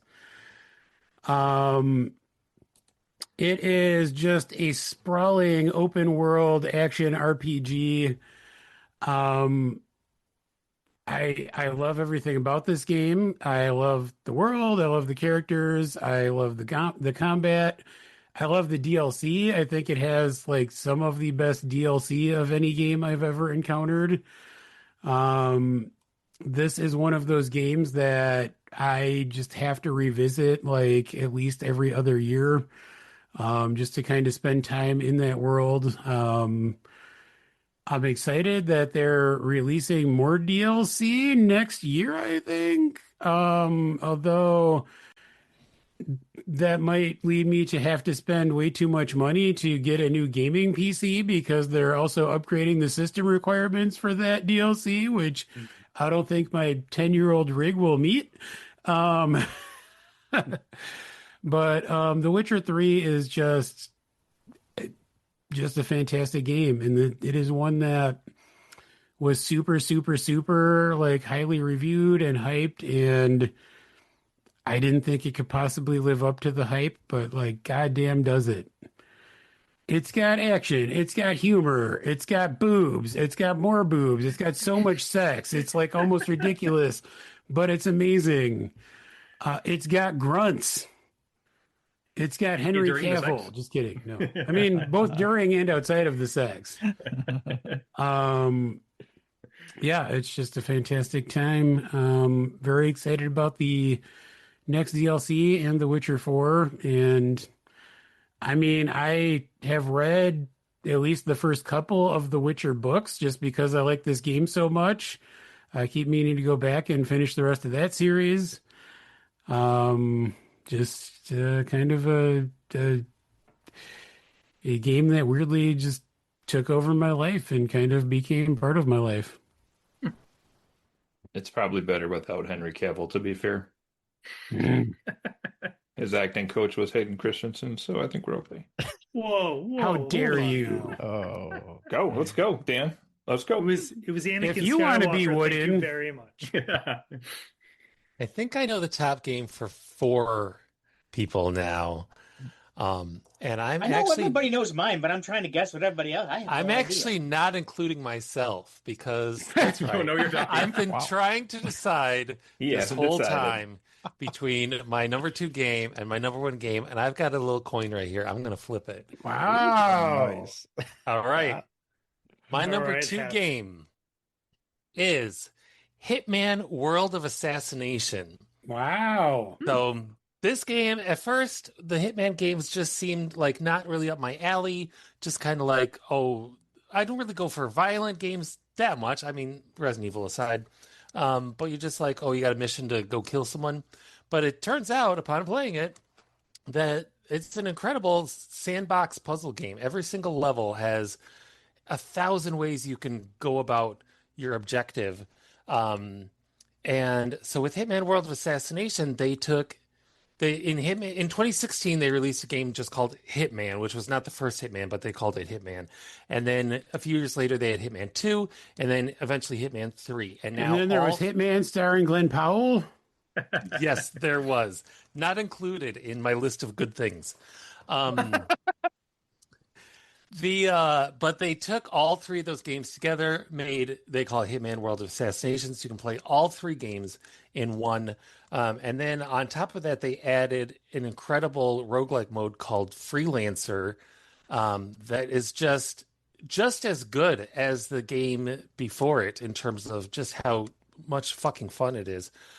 So these games all together in Hitman: World of Assassination, they Now, I got like rookie numbers compared to Brett over here, but I've played at least 1,000 hours in these games, probably more like 1,500. Um, and I still am definitely not done with them. Every 6 months or so, I get back into the game and I play it for like a month, and then I say, okay, let's set it aside for now. But there are things in the game that I've never done. There's all kinds of challenges and stuff that I have never gotten to. And they're still releasing new stuff for this game all the time. So I absolutely recommend Hitman World of Assassination. It just scratches like an incredible itch, and I love it. Yeah.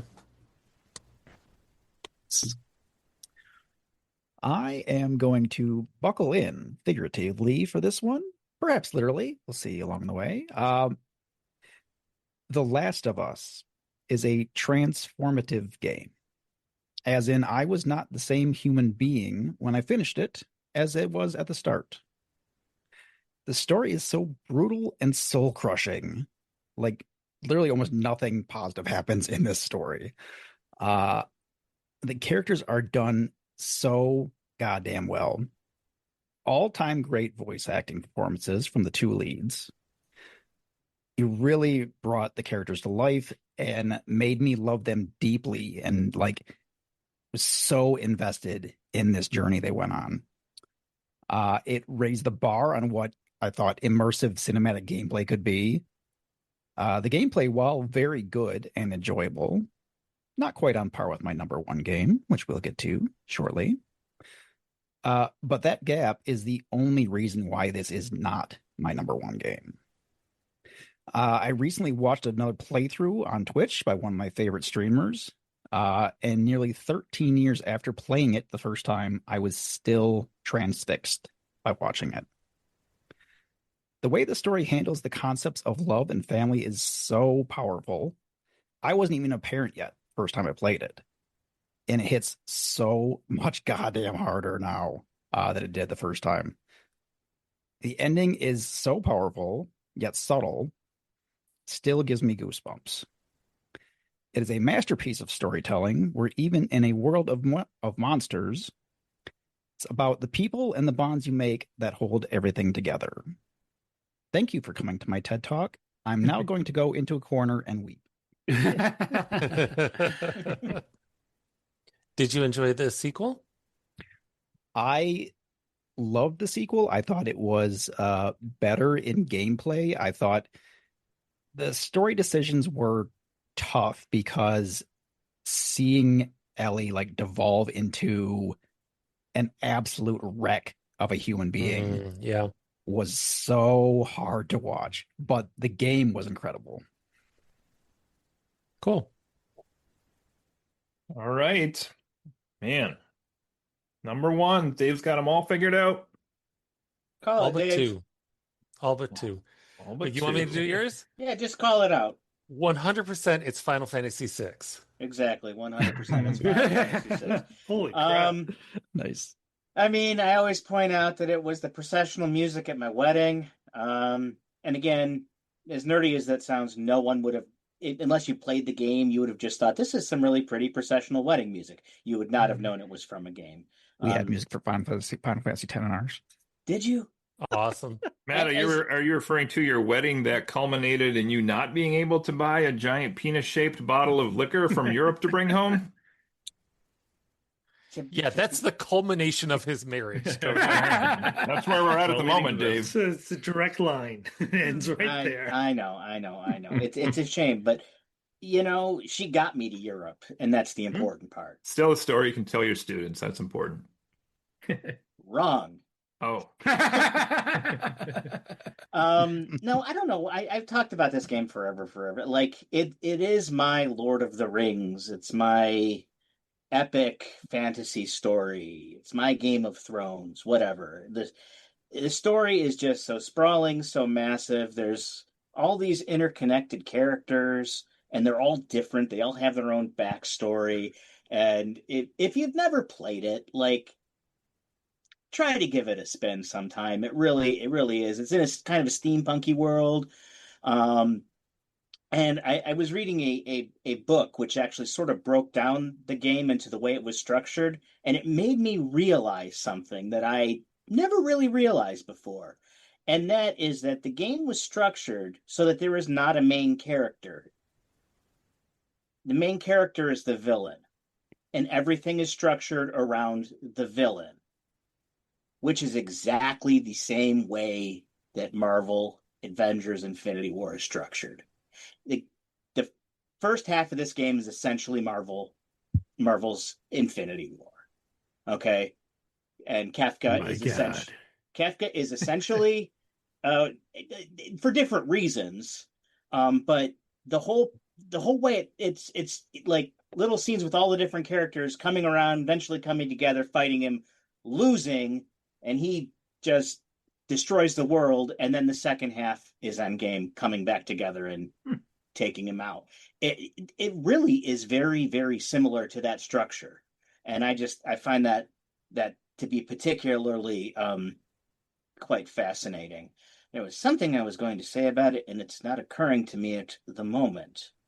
I mean, of course, the music is excellent, the story is excellent.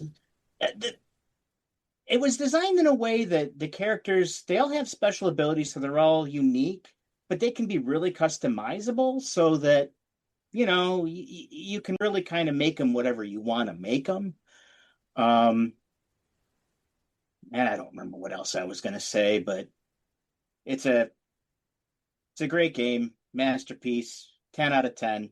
I've played several hacks of it, which add a bunch of stuff, which are always cool to see.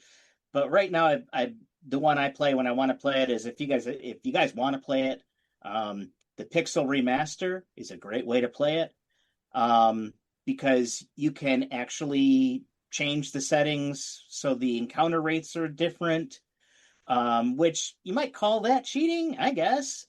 But like, you can also make it so you get like 4 times the amount of experience or 4 times the amount of gold from battles, which again, you could say that that's cheating, but in my time as a 47-year-old man with a job and a whole bunch of shit going on in life, it is saving time. Like literally, yeah. I could have the same battle 4 times, no different. It's just quicker. So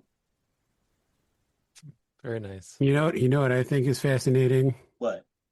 That I picked one game for the final? Is that if you include spin-offs and mobile games and remasters, there are over 100 total games in the Final Fantasy franchise, and yet somehow you managed to pick a single one of them to be your number one game. Hey, do you know why it has that name? I'm sure you do. I'm sure somebody here knows. I've heard about it, yeah.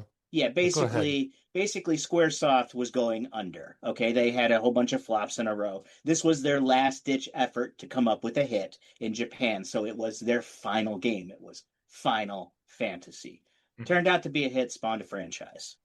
I like most of the ones that I've played. Your number one is not all 100 Final Fantasy games. No, I don't like them all as much. They're not equal. I mean, I really like 4. I really like 5. 7, as far as I've gotten in it, I need to finish it. But like 6 from beginning to end is just a marvelous experience. Chef's kiss. All right. Can I clarify a question about one of your earlier games, Matt? Yeah. The Zelda Metroid mashup. I don't know if that has a title or not, but are you playing as both characters? Okay, so really little cool thing about that, when you create the game, you can swap out graphics and stuff. I always play, since you start in Super Metroid, I make the Link sprite a Samus sprite. So it's like he's going into Zelda. So you play as Samus the whole time? Well, I do, but yeah, it's... Okay. It is just switching between the two games. Like, there's 4 paths between them both. So my question was, when you're playing in Metroid or Zelda, do you still have to find bombs, but in Metroid it's unlimited? Yes. That doesn't seem fair. No, it doesn't, but... Okay. All right. Dave, what's my number one? You're one of the ones I don't know. Oh, Shockingly, I feel like I know you so well, and yet I don't know.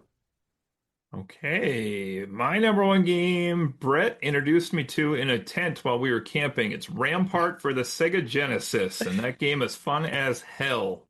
But I forgot to put it on my list, so it's not on there. So, Do you mean Rampage or you mean no, Rampart? Rampart, yeah. I Ever don't know play it? Rampart. Oh, it's Okay, no. fantastic. Game. What, Like what, it's like a what board other game. games did I Brett haven't played the introduce you Sega to in one, a but the tent? NES one is really fun. I can't share, but there's some good stuff. Electronic talking battleship. Oh yeah. Boy, did the campground hate us. We played that thing and it echoed across the whole campground at night. Tiger handheld Simon's Quest. My God. All right. Yes, my number one. So my drink tonight I found while I was shopping at Binny's today, actually. So I didn't have to make one, but I thought it seemed like it matched. So I'm drinking some Bomb tonight, which is very good, turns out. Never heard of this before, but this is a blackberry raspberry boomin' hard cider. If you want to get hard in cider. That was But yes, I don't like hard cider at all usually, but this is actually very good. So it's kind of, I thought that'd be terrible tonight, but that's actually pretty good. No, so yeah, my number one does feature bombs. I went with Breath of the Wild as my new top favorite game of all time. I like the Christopher Walken on the bombs. The bombs. This is just so great. Oh my gosh. I played so many hours of this one too when my kids, I think I've mentioned on past pods, just continue to play on that save file. Like they just love to go back in the world and they've probably eclipsed, I'm sure, my hour count, whatever it was, many times over at this point. But I was just looking up a little bit about like factoids about the game. First Zelda to feature non-linear gameplay. First Zelda that had full voice acting. First Zelda game that allowed you to climb walls, and really one of the first of any game where if you could see a wall, you could climb the wall if you had the stamina to do it, where most other games had a certain area you could climb, but this is not that. The general mantra of if you could see it in the world, you could you could visit it, you could see what's there, which is really cool. You can even go do the final boss right at the beginning if you want to. Some crazy people have done that and beaten the game in like 15 minutes or something crazy. I don't know how, but they do. There's a lot of logical things in the game, especially when the natural environment. If you have metal, it attracts lightning, so you got to be careful of that. Water can conduct electricity in the world. Fire burns wood and grass, other things like that. Some of the things I really enjoyed the most about this game was the fact that you could fight enemies just so many different ways is so fun. And I know, like, at first glance, maybe if you play this, you're like, I don't really see a lot of variety here. But, like, when I would come upon a bad guy encampment in this game, I'd always be like, what do I want to do here? Like, use a time bomb or, like, throw a bomb in, shoot with an arrow and alert one guy, or maybe take out the scout before they see me, or go in with melee weapons and just try to take them out that way. I can use magic. I could use whatever I find as a weapon. So there was always a lot of variety for basically anybody you came upon. Environmental stuff you could use too, boulders and logs and other things to attack. Super fun. Story was kind of cool. Went a little deeper, I would say, maybe than the typical Zelda story in terms of like a backstory and seeing some of that backstory play out with videos and characters. And there's DLC for this actually, which I've never played as well. There's also DLC for Three Houses that I've never played, so I'm a little behind on my DLC here. But I know you go back and play as like the heroic champions or whatever the hell they're called, the four heroes, the old heroes. Super fun though. This is another one where I think Matt made the comment once where he thought the world was pretty empty. You said that once upon a time, I'm pretty sure, in this game. I did, and I want to ask you a question, but when you're done. Yeah. When you're done. And I said at the time when you said that, like, I always felt the opposite because there would always be like an objective I was trying to do or a quest I was trying to do or something that I saw that I was trying to get to. And I would never quite get to it in a play session because I would encounter a random merchant traveler guy here and then this encampment here and then find this discovery of a cave over here. And by the end of the night, I never actually got to the thing I was setting out to do on that particular play session. That's blueprints, you son of a bitch. That's blueprints. It's great. I feel really guilty, and I was shocked when Brett said he stealth played the sequel of this all the way through because I still have not finished the sequel to this game, Tears That of the might Kingdom, answer my question. which came in at number 26 on my list for the record. But I think in the back of my mind, I'm starting to wonder if there is reservations somewhere deep inside me to finish that sequel because I think this is basically the perfect video game, and I just don't think it can be as perfect, and therefore I don't want to have to finish it and compare the two fully. So I think that might be part of it, but it's great. I love everything about it. This is one that my kids and I really bonded over too, where they just go in and they're like, "Yeah, I made like 75 of those ancient arrow things and killed all these guys today." And I'm like, "You did what?" Like, Boston, my son, always goes around the world and kills the linnels, the horse centaur looking dudes. Like nothing. Like he's like, "I killed 3 of those today." And I'm like, "I avoid those things. You're nuts." Like, I don't think I ever killed one of those. yeah. He's like, "Yeah, but if you use this, it combos with this, then you can get this thing and add with this, and you can do like 425 damage." I'm like, "Okay." Jesus. So yeah, I think that's my number 1. So I'm going with Breath of the Wild. And with that, go drink some bomb because this stuff's pretty good. So my question was, you kind of basically answered it there, Yeah. is having played both Breath of the Wild and Tears of the Kingdom, I was just curious how you didn't like, because Tears of the Kingdom to me took everything Breath of the Wild was and made it better. So I was curious. It took everything from Breath of the Wild and added to it. I don't know if I will strictly say made it better. I Like do all the problems I had with Breath of the Wild, I said the sparseness of things being there, that seems to be less in Tears of the Kingdom. There always seems to be more to do, more interesting things to find. But well, so they added I don't want to talk down about your game. So no. I mean, you could argue that it's all just the same game because Tears of the Kingdom does directly pick up from Breath of the Wild, unlike other games does. like And Hollow Knight and Silksong. They're also built on the same goddamn map. They're that similar. You could have said that, and I wouldn't have argued you. They're pretty close. The map's a little different, but they added the whole underworld. So they already had the overworld, which was literally They added the Skyworld twice the size of Skyrim by statistics. And then they added an underworld, which now makes it 4 times as large as Skyrim, plus this island flying world on top as well. It's just crazy. Yeah. It's definitely better. Now the underworld, I've kind of felt like it was like, again, kind of sparse down there, but it was really cool to explore. Yeah, fully agreed. I did that before the overworld. It is something to say though with those open world games like this, where I know in Tears of the Kingdom, I can't remember if they had on the first one or not, but you can do the like sub-screen button where you click and it shows everywhere your character has like explored and walked over the whole game. Wow. And it's crazy that you can play a game for like hundreds of hours and you're like, holy shit, there's like a huge pocket of the world I never stepped on somehow. It's like, it's just nuts. But anyway. Yeah. Anyway, I should have known that was your number 1. I don't know why I didn't think well, it got the number 1 spot at about 6:45 today. So there we go. Dan, let us down. Well, I mean, what's your number 1? Wait, Dave, what's your number 1? My number 1? No, Dan's. What's your guess of my number 1? Do you want me to? It's World of Warcraft. Shadows of the Empire. No, Dave is completely correct. Wow. So, Matt, I feel sorry for all the shit I gave you earlier because mine is a lot more than a game. It's an entire goddamn world. And that's the reason why I'm drinking Delirian wine here. This was a game I literally prevented myself from playing so I could graduate college because I knew the second I pick it up, I would have no chance of finishing. So I finished my last exam and then I literally drove immediately to Best Buy and picked up a copy of this game. Wow, that's willpower. And it was. I like Brett. It enveloped me for years, and we've been talking about the number of hours spent in there. I would have to put, if you can do /played and see the total number, and it is literally years of my life I put into this game over the past couple decades.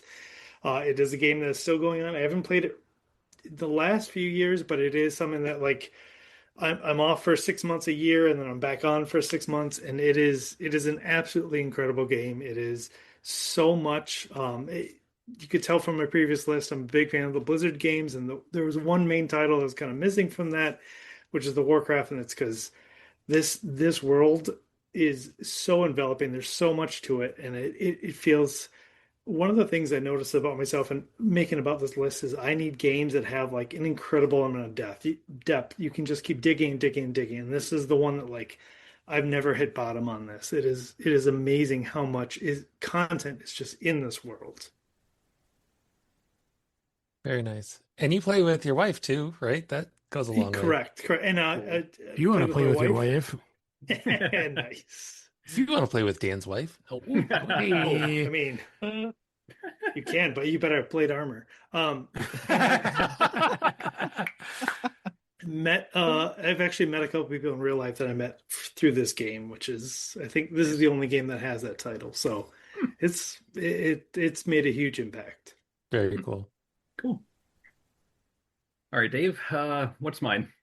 Justin, you're the other one I don't know, and I'll tell you, I almost guarantee it's going to be something I've never played. It might be something that I've never heard of, and I don't say that as an insult. I really love how. Well, oh shit! It's right in your background, and I didn't know it this whole time. But it's got to be something new because he said that, that Bloodborne was his favorite game for 10 years, and that would have been. You've been sitting in front of her face this whole time, and you just moved, and I just got it. So yours is Expedition 33. Correct. Alan Wake 1.5. I jokingly was going to say Raid Shadow Legends just because they offered me money or something like that, but as I understand it, a developer did reach out to us recently to review their game, so I don't really feel right making that kind of dear.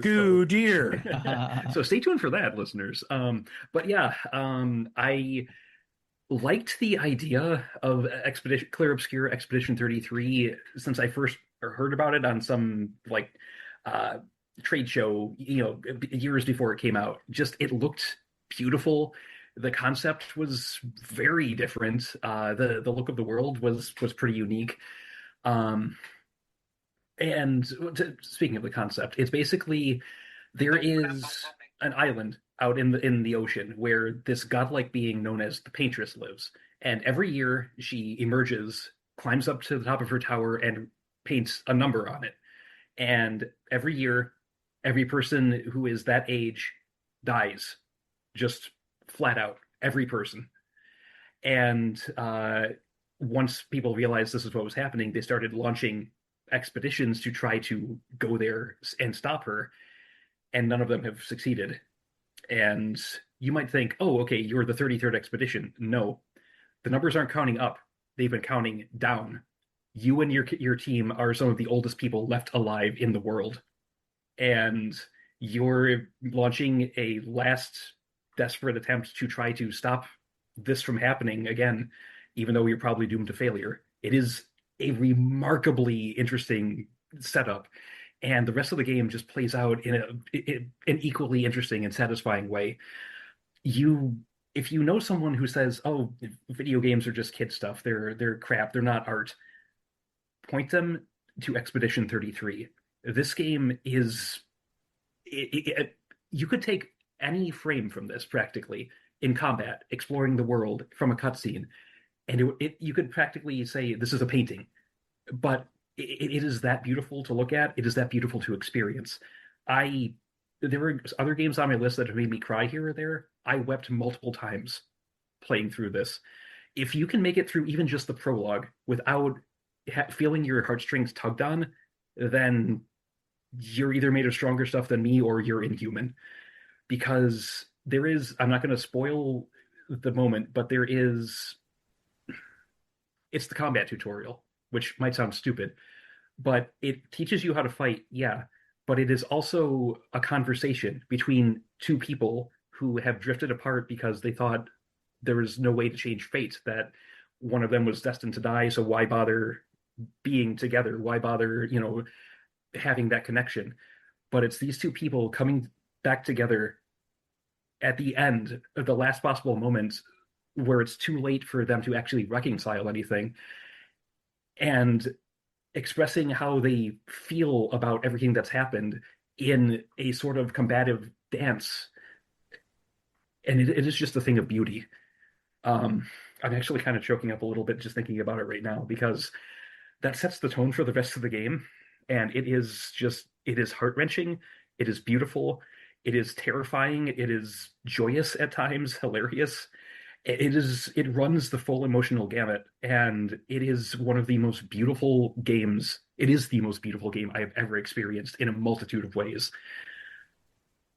Beyond that, it is just fun to play. It is turn-based, but you never know it because you have to dodge, you have to parry, you have to jump, you have to counterattack.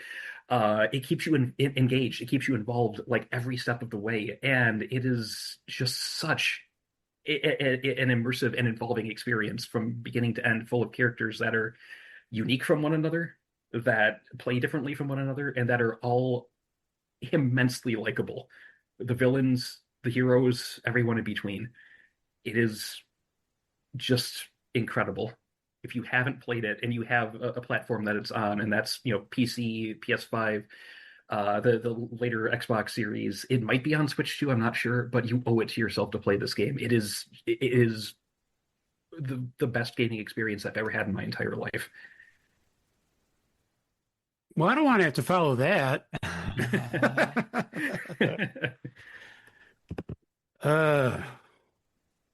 So yours is my favorite of the number ones, except for my number one, of course. But I mean, Dave knows my number one. It is, of course, Goo-Deer. Goo-Deer. I love Goo-Deer. Goo-Deer is the greatest game ever made. Goo-Deer. Have I mentioned Goo-Deer?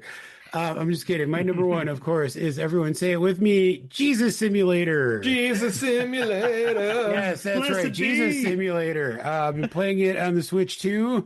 It is an incredible game. Despite being called off. Oh, hey, it's true. Despite being called Jesus Simulator, you actually start the game by playing as Mary. Hey-o. Your very first mission in the game is to pick up a pitcher off a table and then go to a lake, which it's hard to find because the graphics are worse than like PS1 era. And you have to fill it with water and then come back. Are you still being joking? Or he's not? really taking his joke very far. And then you go back to your house. Giving us the whole review. You have to clean a table off because that's what women are supposed to do. Where's the part where you have to get knocked up? So they got some things right, you're saying. At a certain point, you start playing as Joseph, and you have to build a chair because Joseph was a carpenter. It's really hard to build the chair, though, because the controls are fucking atrocious. Like, you literally... It's almost impossible to do the thing. Anyway, Jesus Simulator, buy it now for 69% off. All right, my turn. I can only imagine how happy Joe is. He was awake long enough to get through that. Yeah, it's a reward. My number one game is the second game on my list that I have played with Dave Mansell. Ooh, Caveman Games. I believe it was during the COVID times. Wait, we played Adventures in the Magic Kingdom with Dave. No, it's true. It's better be Adventures in the Magic Kingdom. It is the second game on my list that I've played through with Dave Mansell and no one but Dave Mansell. It is Portal 2. Fuck yeah. The first Portal game is amazing. It was innovative in a lot of ways. It was fun. It was funny. And I feel like Portal 2 just expands on everything that Portal 1 did in amazing and interesting ways. It introduces some new game mechanics, actually involving various types of goo. Shout out to Goo-Deer. But it also just really builds out the world of Aperture Science, which we also learned canonically that Aperture Laboratories is in the Upper Peninsula of Michigan. Oh, I don't think I remember that. Really? That's amazing. Yeah, awesome. There's you find a newspaper article at one point in the game from the UP Pioneer Press talking about how Aperture Science has built a lab in an old abandoned salt mine in Upper Michigan. Fantastic. Yeah. It specifically says the Upper Peninsula, though, right? Because whenever anybody who outside of Michigan says Upper Michigan, they're meaning like. I think the article does just say Upper Michigan, but it is from the UP Pioneer Press, so okay. Anyway, whereas the first game mostly just featured like one voice actor playing GLaDOS, who's incredible, who's back in Portal 2. Portal 2 also introduces J.K. Simmons as Cave Johnson, the founder of Aperture, who just becomes increasingly more unhinged over the course of the game, and it's a fantastic performance. It also has Stephen Merchant as Like, yeah, Dave's giving a chef's kiss. Speaking of a character that gets increasingly more unhinged over the course of the game, incredible character. He plays like a what would you even call him? It's like an intelligence core named Wheatley. Yeah. And just an amazing performance. The gameplay, I think, kind of surpasses Portal 1 in a lot of ways. I think Dave mentioned when he discussed this game earlier that some of the puzzles are just like super frustrating until they're not. And once you figure them out, it is just like the greatest feeling on earth. The plot, I think, is incredible, and just the way that it's conveyed because you play as a silent protagonist. So the plot is mostly conveyed by just characters talking at you about things and like kind of interacting with each other. There's a weird emotional twist that I don't want to spoil, but is not something that I really expected. And is kind of devastating in a way that I would not have expected from, a Portal game. I just think this game is an absolute masterpiece.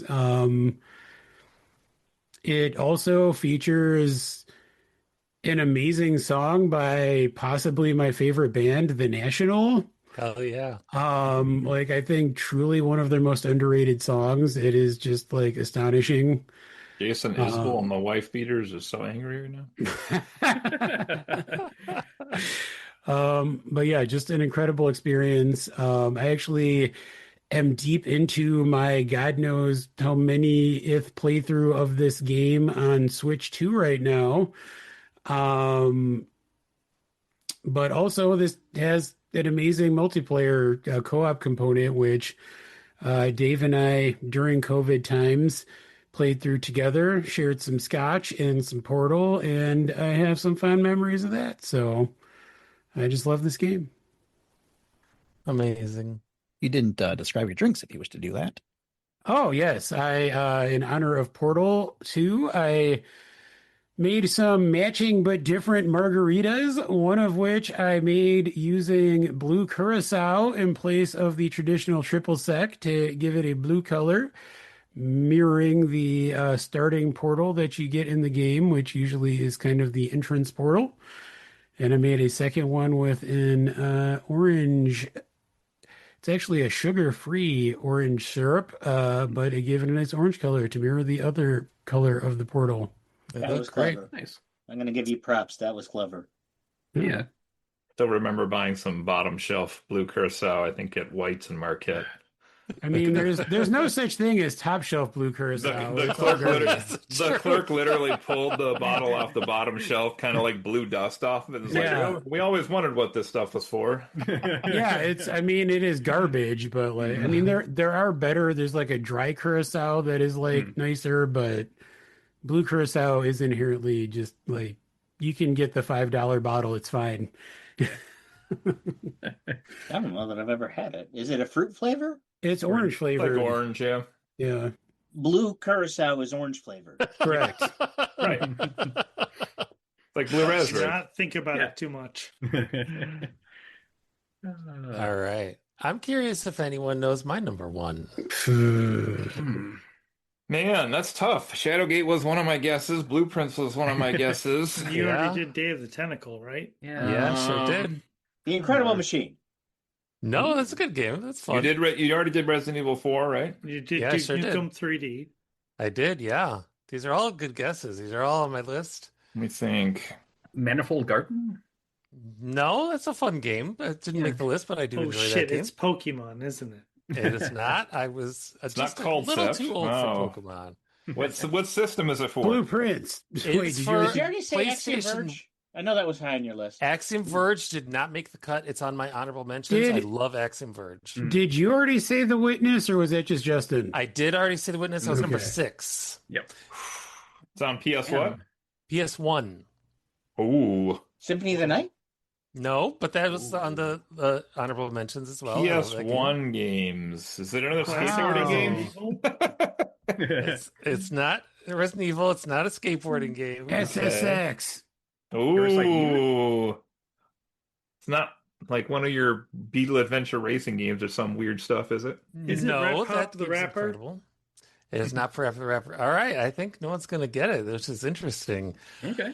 All right, so my number 25 game, if you remember, was Final Fantasy X-2. And the reason I love that game so much is, if you recall that conversation, is because you can break that game and become like incredibly overpowered. And it's fun in that game to try to become as overpowered as you can as early as possible. It's kind of like my little meta game that I play with that. Final Fantasy VIII is the ultimate game in which people can do that. So I love Final Fantasy VII. That was on my list. I love 10 too. 10 is great. It was on my honorable mentions. 9 is on my honorable mentions. I haven't played 6 enough yet, Matt. I promise just to get through someday. it for me once. Just What once. is 8? I really will. I Final didn't know. Fantasy VIII. I didn't know 8 was an installment. The It has fact 12. that it's like an underdog in the series is one of the things that endears me to it. Or vice versa. How do you use the word endear? Anyway, it was the one that, like, I played 7 with a friend and I was like, oh, this is cool. And then 8 was on the way. And I was just like, I was hyped for this game. I was learning everything I could about it back in the days of 1999, you know? And then it came out and I just really loved it. It was kind of like my Final Fantasy. And then later in college, a friend pointed out, hey, did you know that if you, instead of defeating enemies, turn them into cards, then you gain AP but not XP, which basically, there's crazy systems in this game, and you can become so massively overpowered. This is a game where the enemies level with you. So if you, as you get stronger, the enemies get stronger. But if you don't gain any experience, or as little as possible, and you gain AP instead by playing the card game, which is fucking excellent, then you become so incredibly overpowered. And I play this game about once a year. I bust it out, and I almost never get past the very first part of the game, but I'll spend like 50 hours playing the very first part of the game because I'm challenging myself to become as strong as I can. I have whole guides that I write for myself on how to do this. The original plan was to like release it, but now at the start of the guide, it just says like, this is for me, fuck everyone else. It's really kind of stupid, but it's a really fun game. It's got great characters. Yeah, it's got at least one massively stupid plot twist. I would argue maybe more than that, but the music is incredible. In a series full of excellent music, it's my favorite. And it just has a special place in my heart, and I absolutely love min-maxing the hell out of the beginning of that game. I don't know why it's so appealing to me, but I think I will probably do it for the rest of my life. All right, that's it. Nice. Gonna have to get to these other Final Fantasy games. I wasn't gonna guess that one, boy. Yeah. All right. When Cody brought the idea of drinks for our number one games, I started brainstorming and I said, can I rework a White Russian? So I have this. It's going. You can kind of see it. It's a whitish color in there. It is rum. It is a little half and half. It is blueberry syrup. For a violet coloring, and it is named the White Wolf because my number one game and the 6th open world action RPG list, rounding it out, is Witcher 3 Wild Hunt. Wild Hunt. You basically take everything positive I said about Skyrim, multiply that by a factor of 2, and you've got just the foundation for Witcher 3. On top of that, you add an awesome main story, great voice acting, lovable, fun characters, awesome, like grotesque monsters, like weird ass creatures to fight. a well-designed map that like feels like a real world with believable city areas. Very satisfying swordplay combat with like some magic mixed in. And much the same way that I said that like Skyrim was like a soothing game to play, Witcher 3 is like even more so that for me because it's a weird thought because this world is a medieval fantasy world like clearly is not going to be as comfortable as our current modern world, but I feel like I would love to live in this setting for some reason. The music of this game is some of the my most like it's become a like a genre. It's like not even its own genre. It's like its own weird thing, but like I would listen to this genre of music all the time. It's if you're not familiar with it, it basically takes like traditional like Nordic and Slavic folk instruments and blends that with orchestral and like metal elements and themes to like have this really unique feel to it.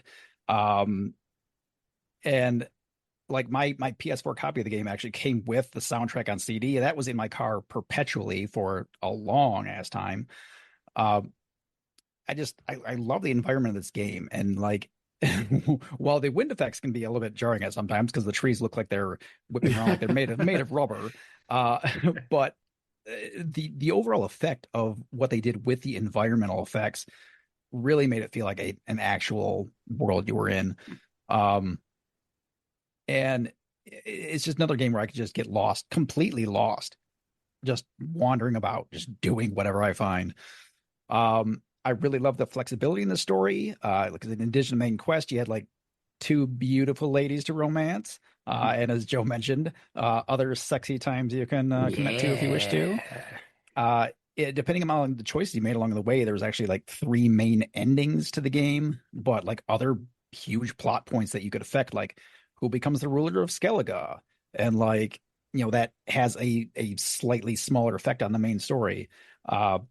Joe didn't even mention the Gwent card game built. Oh my god, I fucking love Gwent within the game itself, which was awesome. The games that have a card game integrated into them are the best ones. Yes, Dan, you can count Hearthstone if you want. Join the club. Gwent was actually a very enjoyable card game to play. I played it because they have a version that's like separate from Witcher 3 itself, and I have that and played that and enjoyed it. But like it also I don't like that as much as the one that's in the game though. It's a little different, yeah. I've played more of the Gwent game than I have of Witcher 3. Wow. That's awesome. But I need to fix that. But like it was like a collectible thing too, because like you didn't start with the cards, you had to like go find cards, then you like your deck was more powerful, and if you want your deck to become more powerful, check out our hymns. That again quick before anybody else can jump on that. All in all, like if you want to get that in quick before somebody else jumps on it. I can't recommend this game enough for people who are fans of like a fantasy RPG setting. I cannot wait to get my hands on Witcher 4 in a couple years when it comes out. This is one I actually only have on PlayStation 4, I think, but it's like I probably need to buy it because it's been so long since my PlayStation died. Like I need to play it again soon, so I'm probably gonna have to break down and buy it on PC sometime. Brett, next time you make that drink, you should garnish it with a little dandelion. Oh my god, that is an amazing idea. It actually turned out it's very tasty. Like I've been milking this thing because I wanted to like show it off by the end, but like I could get accidentally drunk on these easy. That's awesome. I was gonna get a glass of Malort and then just pick a random weed in my garden for the wild part and be like, Breath of the Wild. Thought that might be dangerous though, so I didn't do that. All right, we have come to the end. Oh my gosh. Woo. If you want to come to the end, visit our sponsor hymns. Yeah. That was super fun hearing everybody's games all the way through all 5 podcasts. Oh man, I hope everybody out there had fun listening to all of our favorites all the way through. Next week we'll start our top 50 movies of all time each, and we'll get into that. And I'm joking. Well, maybe down the road. I don't know. Movies would be harder for me because I feel like I don't make a list of that often enough, and it would change a lot. So Yeah, I could do it. I don't know if it's in my top 50, but Lord of the Rings is one fucking movie. Oh, It absolutely is not. No, Tolkien meant it to be one book. It was split up because I don't he give a was fuck what expensive. Tolkien intended. We're They're not talking three about the different movies, stories. which were They are distinctly not three released different as individual stories. movies. All right, next time we get Matt on one of these, we will go behind the scenes and tell his wife what the rules are, and maybe she'll make him follow the rules for the competition. Deal. But we'll do that. All right, well, Or he'll have to sit on that glass bottle he showed us the picture of. Yes, right on top of Well Girl. yeah. Oh my goodness! Do not summon Well Girl. I just said it once. You said it a second time. Oh my god! Oh no! Why would you do that? It's almost been 10 years ago. Oh God! Yeah. That's depressing. Very close to being 10 years ago. Mm-hmm. Wow. That doesn't feel like it. That's crazy. Yeah, that is crazy. Yeah. All right, well, let's see. This will just about do the summer as you're listening to this here. We should be heading out of August into September-ish, and I think we got a couple more pods still out there in the nether somewhere. Dan mentioned maybe watching some Masters of the Universe, so maybe we'll get to that. And then also, I'd love to take you guys to a little place called Asher's Ridge sometime in September and do a little tabletop RPGing here of the sort. With a we also have to visit a little place called Widow's Bay, I think. Yes! On this podcast. Fuck yes! It's the new Martha's Vineyard, you guys. Really? Oh, it's so goddamn good. You would love it, Cody. I love it. What's it on? Oh, it's on Apple? It's on Apple. Of course it's on Apple. God damn. Just get it for a month. It's incredibly worth it, I promise. Really? Matthew Reese is one of our greatest living actors. I'm just saying. Interesting. All right. Well, sounds like we'll have some discussions as far as upcoming pods then, and that'll be fun as well. So, anything else anybody's got tonight before we leave? I never did say what I was drinking. For mine, I only found out we were doing themed drinks like less than 24 hours ago. So I did a mad scramble for whatever I had on hand. I knew there had to be wine involved because the game it was developed, Clear Obscure Expedition 33 was developed by a French studio, so wine. I found a bottle of Cabernet Sauvignon, decided to mix it with ginger brandy because I needed something paler to like balance it out. Why would you ruin Cabernet Sauvignon? Why would you drink any of that? Because it's what I had on hand. And then I was going to do tonic water, but the tonic water I had was flat, so I ended up just kind of mixing it with Sprite to give it bubbles. That's how you get Malort. It actually turned out pretty well. I call it a gommage, which is the name of what happens to people when their number is painted in Expedition 33. So it means erasure in French. But anyway, did you make sure it was 33% ABV? Oh, if I had more time, I would have. I was hoping you made 32 drinks before that one, and you would have been really trashed. But no, I would have needed to go the other way. Start from 100, work my way down. 100%. Isopropyl alcohol. Yes. At any rate, that was the last thing from me. Amazing. All right. Anybody else? We're good. All right, we'll close up shop here on our Sizzlin Summer Spectacular for 2026, counting down our top 25 video games of all time. So we got, I don't know how many 100 recommendations in there, maybe 150 or overlap. Brett, was GoldenEye our winner then in the end?